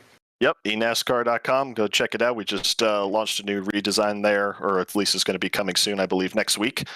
We got a new V2 version of enascar.com. Obviously, the Coca-Cola iRacing Series has got their big event tomorrow, Pocono Raceway. Check that out. And that's all we got. That's just love being a part of the NASCAR family, and I've been there almost 6 years now. It's a blast to work for them, and it's a great organization to work for. And there he is, ladies and gentlemen, your back-to-back second place finisher, 2 weekends in a row here on Monday Night Racing. DJ Cummings, P2 once again at Fontana. Who do we got up next? Is it the legendary Ford Martin, Decon? That sounds like we got the boss man here, Ford Martin. I guess Easton's strategy worked out tonight, didn't it? Yeah, he did. East, come here. Come here. Right. So what do we think, East? Did we do okay tonight? Yeah, I think we did okay tonight. So Easton's strategy was on it. I had a glitch in the next to last caution. I had a glitch where it didn't take tires, and I was out there around like, why is these guys pulling away from me? And then like I got into 3, and then all of a sudden it just would not turn because I was driving it in so hard. So no, the Mach 10 digital Chevrolet was fast. Came in the last caution. I was at the back, pitted, took 4, and I'm like, I'm already at the back. Let me top off. And if I just had about 800 more feet, I had 0.9 at the line. I had about, I believe, about just under 1 lap remaining of fuel. Yeah, I got close on it. So what you're saying, if this race was 101 laps, we'd be talking to you as the winner. Yes, Pretty much. yes, exactly. I think it's my best finish, I think, since in like 3 seasons. Yeah, I was gonna mention that. We were talking in the chat over here. I was like, I can't remember the last time Ford, finished top 3. I mean, he's always been pretty solid, but I mean, there's so much talent in this league. I mean, top 3. I mean, a top 3 is nothing to whiff at. I mean, that was a good drive by you tonight. No, that was a lot of fun. That was a lot of fun tonight, and that's honestly, I gotta say, that's one of the most fun finishes I've ever been a part of in this league. And I mean, obviously, it sounds very biased because I got 3rd, but just running to the end. And this league really hasn't had a real fuel mileage race in a long time, and we were able to accomplish that tonight. And especially in these cars at this track, one of my favorite tracks in the service. It was a lot of fun tonight. And I've even said that I think this is one of the cleanest races we've had, at least to the end, in a long time. And Brett Baldock, Mark Rebellis, and Colin Fern did not race with us. So I think, is that a coincidence? I don't know, but I think so. Well, now wait a minute. I didn't race either, so don't throw me into that group. So, well, look, I can only point out Colin, gets on everybody for wrecking for 30th, for wrecking for 30th, and causing wrecks at the end, and no strategy. Well, he doesn't race this week, and we have a lot of strategy and a great finish. So, Colin, if you're listening, I think you might just have to go find another league, maybe. I don't know, but we had a good race there at the very end. I mentioned that earlier in the broadcast. I was like, because I was also in the race server. I was like, man, it's real quiet in there. Colin Fern's not here. Mark's not here. I was like, there were a few regulars that weren't here, but I mean, the top 6 or 7. I mean, everyone that's been here. But I mean, again, congratulations on the top 3 tonight. I mean, that was a fun race to broadcast, just from our point, because we were freaking out if the math was checking out. We thought about 40 laps would be about the fuel run, and you guys stretched it to how long was it? 41 laps. So yeah, that was a good run at the end. Yeah, I would probably say I started clutching around lap 2 in that last run, and really every now and then I would start clutching, and I was starting to draw these guys in. And I mean, honestly, it didn't hurt just because how much you're out of the throttle on those older tires, and you'll pick up to the center. So really, where I would drive in on my entry, I would just coast and just clutch all the way through the center and then get back on the gas. And honestly, that actually helped me more than really, on an older set to, help me turn and on older tires. So it turned out great. I thought it was a good strategy. I kept texting Chase Cabre during the race and like, hey, what are you doing? I don't know what you're doing, because he was one of the fastest guys. And we were talking about this week because I spot for Haley Deegan on the weekends, and we're talking this week about the race and what we got to do. So we're like, all right, this could be a fun combo, and certain strategy that goes into it. But no, it was a lot of fun tonight. Man, that's a big thing with this Gen 4 car. There's a lot that goes into it. It's not like a lot of the other cars that you have. I mean, this is a high horsepower, scary machine there. I mean, did you notice early on in the race we were watching them run the top, the middle, the bottom, every other lane? I mean, did you try a lot of lanes there, or did you really just stick to one and just hold it there the whole time? No, I've raced this enough where I've always felt more comfortable, and I am awful at saving tires. So I was more comfortable running the bottom all night. And at the beginning of the race where, I probably could, I had a really good qualifying effort, got 7th, I needed that. And I let a lot of guys get past me and just I just want to save my stuff because I knew in that pack, you're going to be running so hard for every position. And I tried to play the strategy of just waiting a little bit and just letting these guys get away. Cause I know the draft, I can still hang with these guys. And I still did. I only went back to 15th. From 7th. So I was able to, hang in the draft with them for a long time, and Acosta came out, which kind of hurt the strategy a little bit. But overall, it turned out okay. I asked Easton over here, and I'm like, hey, what do I got to do? And he said, oh, you got to ride in the back a little bit here. I'm going to give you an iRacing glitch, which makes you have to come down pit road that last caution, top off, and then make it all the way. Well, you know what they say, every dog has his day, and Ford Martin had a day today. So congratulations on the P3 tonight. Good job on the league so far. It's rounded down here in the summer series, 2 more weeks. Yeah, it's been a lot of fun. It's been a fun little series, and we kind of want to take it more of a relaxing way this season, and then wait and come back for season 7. Season 6 obviously ending in February, and season 7 this October, going back to kind of the same format we always go through with. So looking forward to that. But this season's been a lot of fun. A lot of it experimenting. The single car qualifying, 100% is going to be back next season. Something we're really excited about. And a little hint on preview for next season. I would be shocked if the majority of the season is not Gen 4 cars. And then Miata's come back. And I've heard some rumors, IndyCar, we can go back and use it on the server, I guess, and broadcast it. If that's correct, you can expect the Indy cars in Indianapolis next season. So we're working on it. We're waiting on that. But I think we're really excited about this season. Took a lot of stuff of experimenting, and then we'll take it in the next season. Well, man, you put on a good product, and you put on a good product tonight on the racetrack tonight. So Ford, appreciate the time. Anybody else you want to thank before we get you out of here? No, I'm just thank you. Just obviously thanks to everybody that helps out with the league. I'm blessed, man. I'm truly blessed. The good Lord's taking good care of me and taking good care of my family overall, and just to be able to run this league has been a lot of fun. All these people that put forward the effort, Paul, Gary, Nick Olson, Matt, DJ, everybody involved. Obviously, you guys do a great job on the broadcast. You did a good job filling in for Kenneth tonight. We missed you on the racetrack, but good job overall on the broadcast. I was listening a little bit, but no, it was a lot of fun. So thanks, guys. I really do appreciate it. And the Mach10 Digital Chevrolet was fast. And go to Mach10digital.com for all your videographer needs. So yeah. Well, there you go. So you're a good driver, but an even better man, Ford. Appreciate the time. So that was our 3rd place finisher, Ford Martin, this evening. Glad we could have him in here tonight. Had our top 3 there. So again, our winner tonight, Mario Miranda. Any closing thoughts there, Darren? No, I'm just pretty stoked. I picked Mario the last 2 Gen 4 races, and to see the kid get his first win is pretty cool. It's good to see, guys get opportunities in this league. So we had Cole Cabrey come on board last week and get that win at Talladega. Now Mario this week.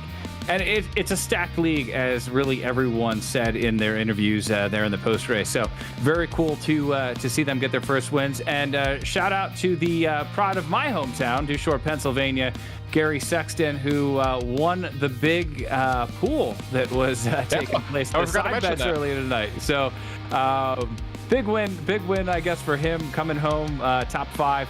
And really beating everybody for that big money pool that they had going on. So wins all around tonight. That's what I love about racing. You don't have to be at the top step of the podium to still get a win.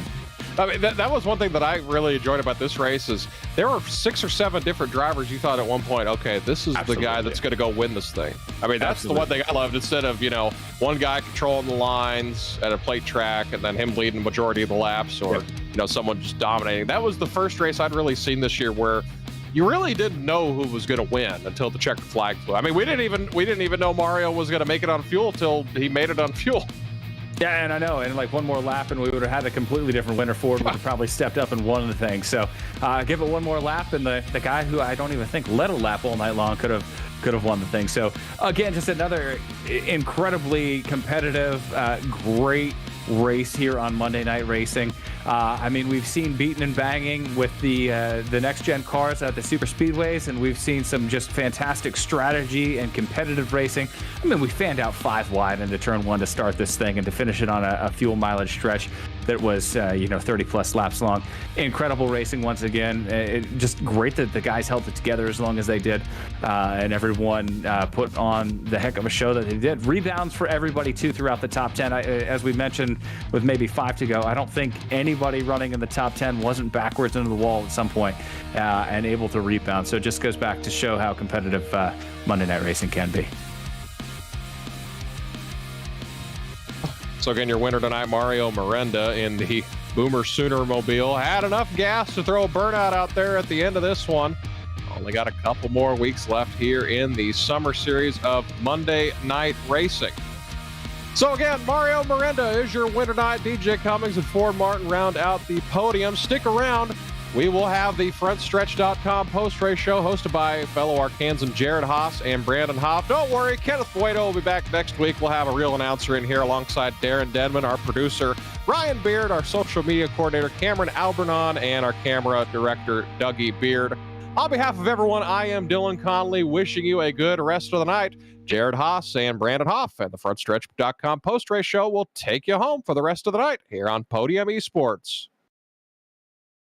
Thank you, Dylan, for the coverage of the the Gen 4 race at Auto Club Speedway. Mario Miranda takes the win after a spin early in the race. Brandon, we had Miranda on the post-race show a few weeks ago. Miranda had, he's been through difficult stuff in his real life, but gets it done after an early spin that really changed the complexion of the race. It seemed like it was going to be a 2-horse race.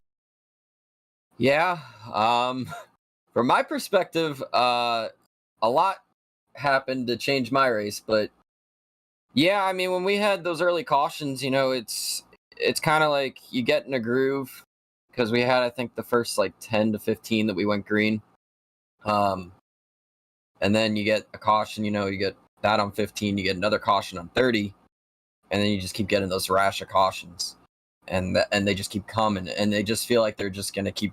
You're not going to get any green flag runs, so you feel like you're in a good position. But yeah, I mean, listen, the tires tonight mattered. I mean, every single lap. I mean, Auto Club is such an abrasive racetrack, especially in the Gen 4, and you could feel it out there tonight. I mean, you saw on the broadcast, I felt it behind the wheel. Every driver felt it behind the wheel. Those things were out of control, especially over the bumps in both corners. You can run the top, you can run the inside, you can run the middle.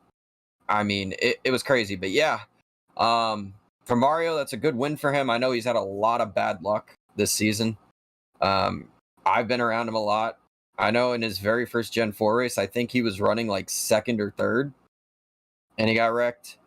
And then after the spin earlier, I was right behind that. Or not right behind it, but I was pretty close to it. I'm like, man, this guy can't catch a break. When's he finally going to get something going his way? And then, yeah, it kind of, it allowed him to set up for the rest of his race. And, he made his way back up there. I don't know how they all were able to make it there at the end. I thought pitting early was going to be the right move there on the last green flag cycle. And I thought us on fresh tires were going to just blow by him, or they were going to run out of fuel. But props to him and everybody else who did it. I mean, that was a genius strategy. Genius way to win a race on an abrasive racetrack with old tires, and you can run half speed, save your tires a little bit, save some fuel. But no, it was pretty entertaining out there, I won't lie. Sometimes the brain of using fuel strategy compensates of the brawn of racing hard with fresh tires. But I want to go back to a point that you mentioned, kind of more of a tipping point, where Corey Heim came out of nowhere, tried to do the move I call the slide and glide, where he slides up, tries to glide away, gets you in the wall, and you were in the lead. Corey Heim pitted, and you didn't. And on the broadcast, you had damage. So obviously, what happened there, and why didn't you pit when you made contact with Corey Heim? So I was talking off camera, but I did not know I had damage. I thought my car was fine. I I didn't see any dents, didn't see anything, but I know on these Gen 4 cars, you can see when the valence is kind of pushed in on the front, whether it's the left or the right front. I was completely unaware.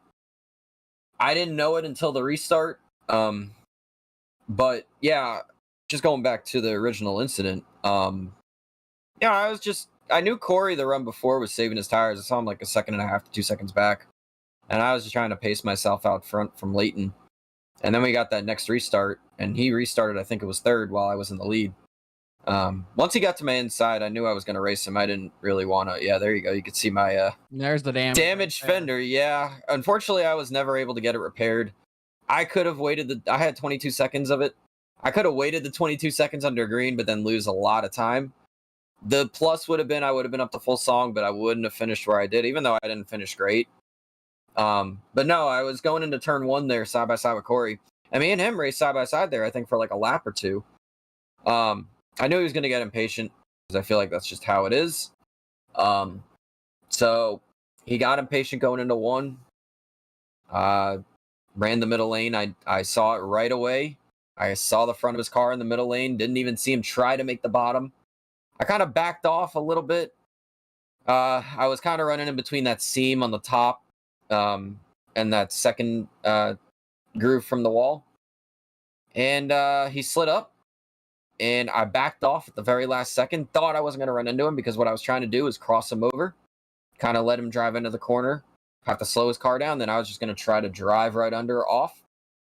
And it just never happened because once you tap somebody in these Gen 4 cars, they're going right around. And that's what happened. So, unfortunate for me. Didn't know I had damage. Killed my race.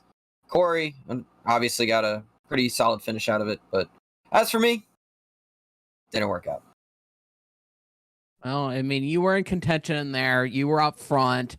I was rooting for you, Brandon. Don't worry. And you had your chance. One of those times will come. There's a couple more races left. But let's bring in our next guest. Finished a respectable 18th place finish. Kept the car in one piece. Didn't cause too much trouble. He was a spotter over the past weekend at Road America. Ronnie Osmer, break down your day from Auto Club for me. It was a pretty interesting race. Qualified pretty well. Staying up front. Was saving tires. Was feeling like I was one of the better saving tires, but just strategy got too far off at one point, and I was saving the set for the end and just never had that caution I needed. Yeah, Ronnie, I know for me, it was pretty difficult out there, both on restarts and on worn tires.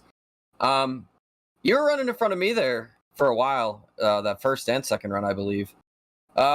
What was your strategy? Did you think we were going to get a lot of green flag runs? Did you think we were going to have a lot of cautions? Were you going to try to, get the good out of those tires and then maybe hope that we got a caution like 15 laps in just so, you didn't get run down by those guys that, were saving? I know all grooves are working, and I know on this racetrack especially, you can use the top if your tires are worn. So what was your strategy out there? I was just going for the fewer cautions strategy. It was just taking care of my tires because I knew how easy it is to push too hard and waste all your stuff. And at the end of that first run before the caution came out, I was starting to run down cars back in front of me. And so I was just going for the long game. And then, of course, after the halfway point, I was then going for a short game. And the short game turned into the long game, and all topsy-turvy. Ronnie, I want to ask, like I said, you've been in an MR racing for quite a few races.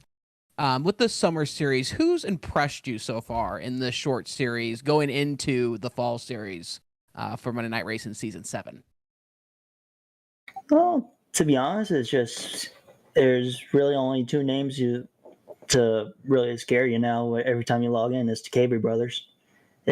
They're both fast. They work together on everything, and Cole has adjusted easily to it, and Chase is doing what he was doing in the last season, still running up front. And the goal is just to beat them. Yeah, definitely. Now, you were behind. I believe you pit a couple laps later than me on that last run. correct? I don't remember. I know you finished like a couple of spots behind me. What did you have any plans if we got a late caution there? Were you gonna try to maybe pull some magic, try to stay out, catch a late caution there? Maybe right on the restart. I know we have 3 green white checkers in this league, but the way it kind of goes, you can get a caution one right after the other. Do you have any plans there? Maybe if we got a caution, let's say 5 to go or so. Yeah, I had a few plans ready. I remember I pitted on the caution with a bunch of other cars that took tires, and the guys that pitted first in that green flag run, I pitted with them and was on the same tires as them, but I got caught up in a accident that had to fix damage, so that put me in the back, and we had like 2 straight yellows after that, so with like no laps. So I got the damage fixed and had like 9 laps extra fuel. So I was going for the run long, hope for a yellow. The cars got trapped lap down and still had the extra set of tires ready. And just like real life, if I work on Anthony Alfredo's car and Pat Trison's crew chief, every year at Auto Club, we always play the strategy of save a set. And 2022, it proved we almost won a race from saving a set. So it works in real life. I know it worked in iRacing. You made mention of working with Anthony Alfredo this past weekend. The Xfinity Series was up in Road America, and you were able to spot for them. How did that opportunity arise, and where were you spotting from? It's a pretty big track. I was there as well. The opportunity came just because, Anthony needed spotters. Of course, his main guy, Rick Corelli, is spotter for Eric Jones in the Cup Series, so he couldn't be there. So we needed 3 spotters, and we have very limited hands to help. So, of course, Anthony got David Schildhouse, and to help him, they got another guy that was in turn 1. I was all the way down in Canada Corner, and which was a blast. Like, that was my first time actually spotting a real race car, and I enjoyed every second of it. Well, I'm glad you enjoyed that as well. Like I said, enjoy the 18th place finish. I think the important part, you had the car in one piece. I feel like that's easily a goal, but glad you had a fun time at Road America, and thanks again for joining us. Yep, thank y'all for having me. Thanks, Ronnie. Thank you. And now I got to read frontstretch.com is the best seat of the track and the best view of the web. Make sure to check it out for all the latest articles, news, and commentary. Check out our YouTube page, youtube.com/frontstretch for all the latest content with interviews from Richmond Raceway and Road America. While I was there getting the interviews, had a pretty interesting interview with Chandler Smith, to say the least. But frontstretch.com is your place for NASCAR and SRX and open wheel coverage. Joining us is going to be the next guest of the Front Stretch post-race show. He is a little bit richer for his 4th place run, I believe. And I think we're getting him right here. It is going to be Gary Sexton. Gary, congratulations on winning the haircut pot.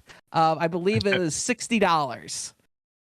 Yeah, feels pretty good to walk out of here with some money for once. I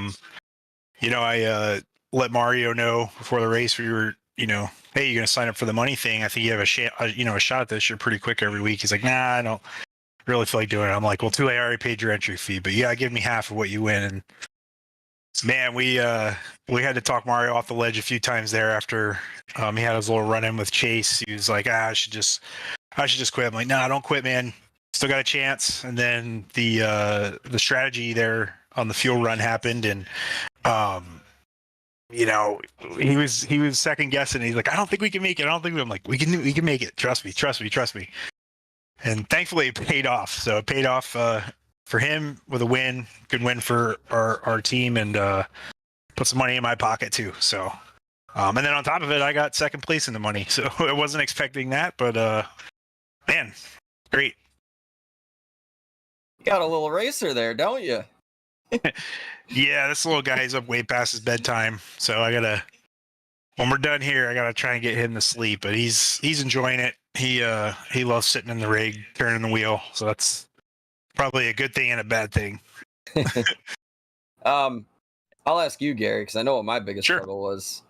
What do you think was the biggest struggle about the cars tonight? I mean, for me, I think going over those bumps in both corners, especially on exit, if you're running the bottom, it was so loose. Like, I just felt like I was on ice.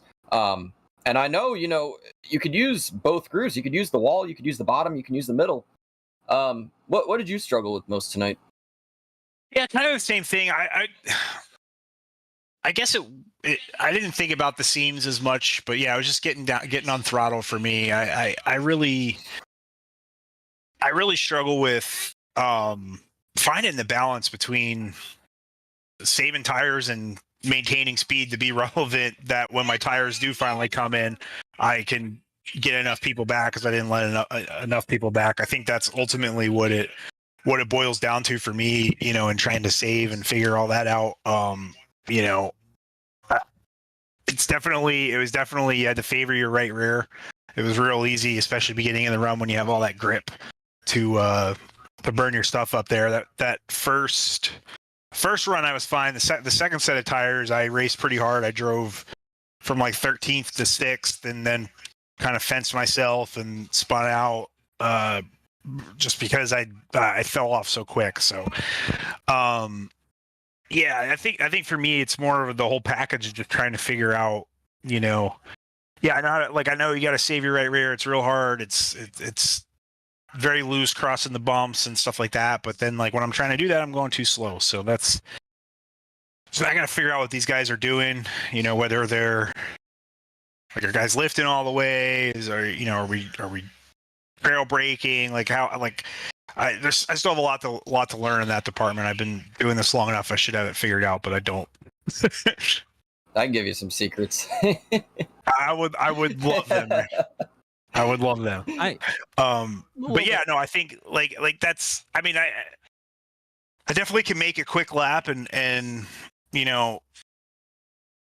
when a race ends like that too, that whole last run, I wasn't even thinking about how my car was handling. So I'm just trying to get to the end, and honestly, shutting the car off and coasting was helping my handling quite a bit. I was actually like overly tight on that last run. I felt like, now that I think about it, but I would have liked to have been a little bit looser. I would have felt more confident carrying a little bit more speed into the corners. I probably could have saved a little bit better that way by being able to clutch a little bit earlier, getting a better runoff.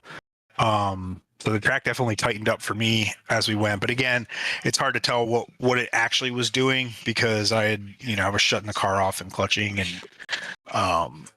just trying not to run out of gas. I put Mario and I in that strategy, and I wanted to make sure that we got to the end. I would feel really bad if we ran out, and there was definitely a few times I was questioning it. I'm curious because these past we've had multiple Gen 4 races. Fuel strategy has played an effect, and if you said after Daytona that multiple fuel strategies was going to be the big deal determine the outcome of multiple of these races, you thought you would have been crazy, right?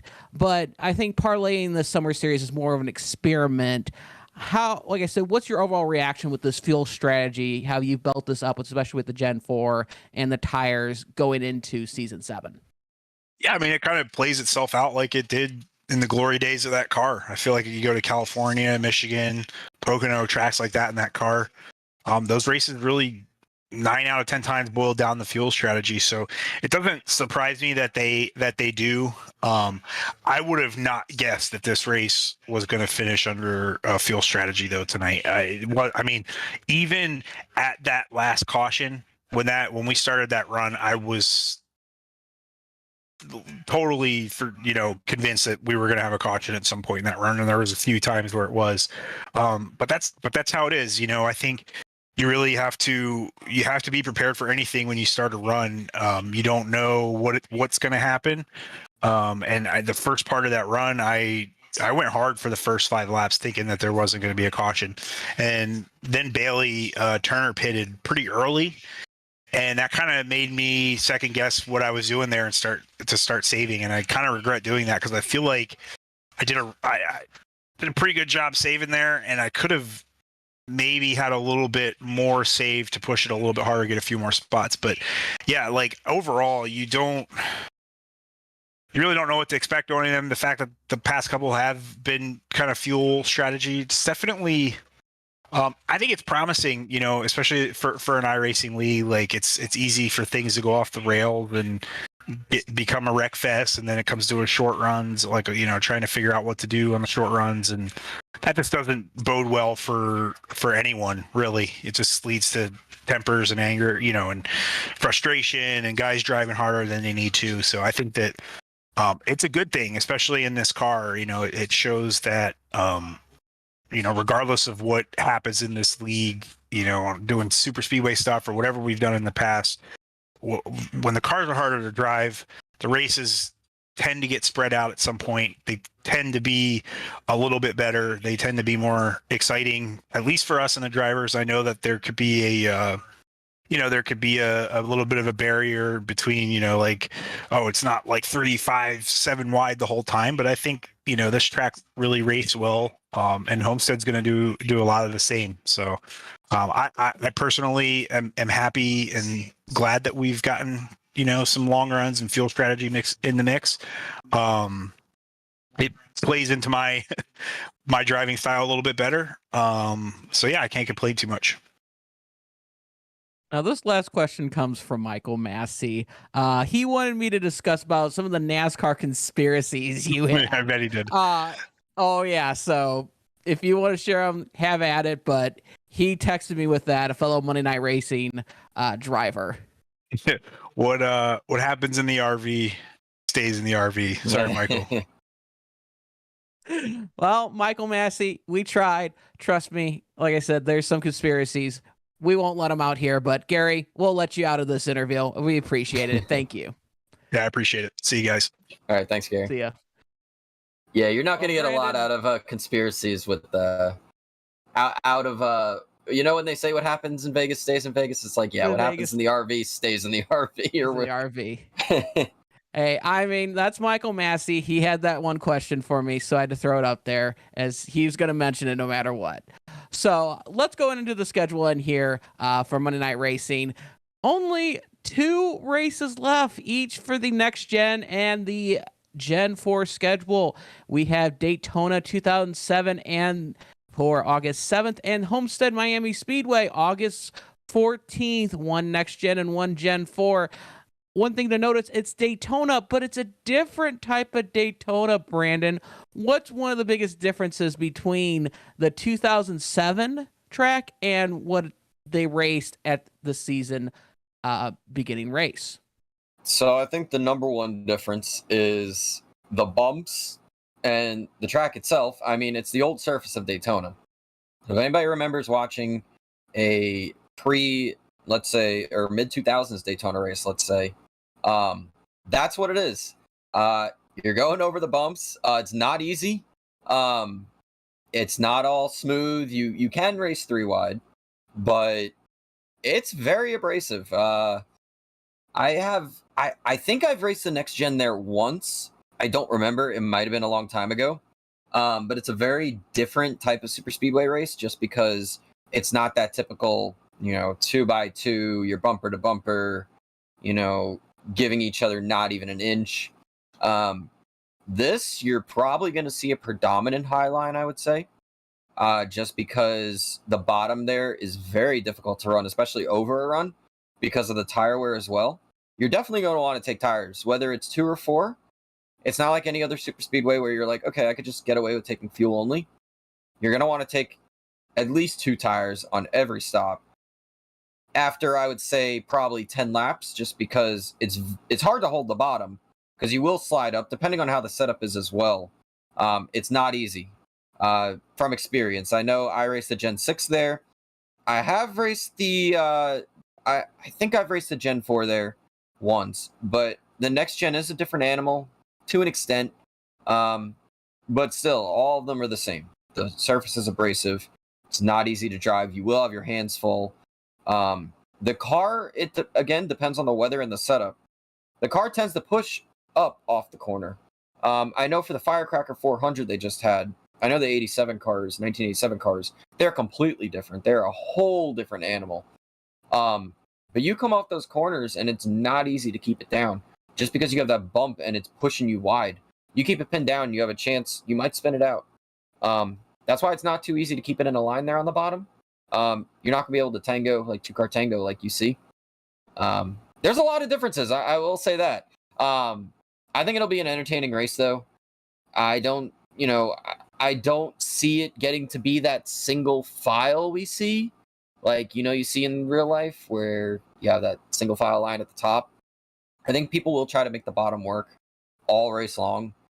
And riding in a line at that track is very difficult just because of the handling aspect of it. So I think it'll be exciting. If you have, 30, 40 cars out there, I think you're going to see one pack. I think you might get split up into two just because of the way the track works. But I think it'll be exciting for sure. Yes, absolutely. It's going to be next Monday night here on the Podium Esports Twitch channel and the FrontStretch.com YouTube page. You can check out all the other races as well that have been run to keep you up to date in the season. One race to go for each of those series. From Brandon Hoff and Jared Haas here. You can find us on social media. I am at Real Jared Haas. Brandon, I believe it's bhoff1549. bhoff_549. If you want to be annoyed a little bit, you can follow me. Decon was making fun of your Yankees, saying that hey man, is ready to sell. I don't want to talk about it. I don't want to talk about it. We're in trouble. I could do a whole podcast show on that. So we'll go into that another time. Brandon, you're not as bad as my St. Louis Cardinals. The wagon didn't even take off in the station on that. That is fair. That is fair. Yes. So don't worry. I mean, you got at least still hope. You're 5th place, which you're still right there. But from Brandon Hoff here and Jared Haas from FrontStretch.com, we hope you enjoyed the post-race show. Tune in next week as we will have the series finale on the next-gen cars. Thank you very much and have a great night. See you guys.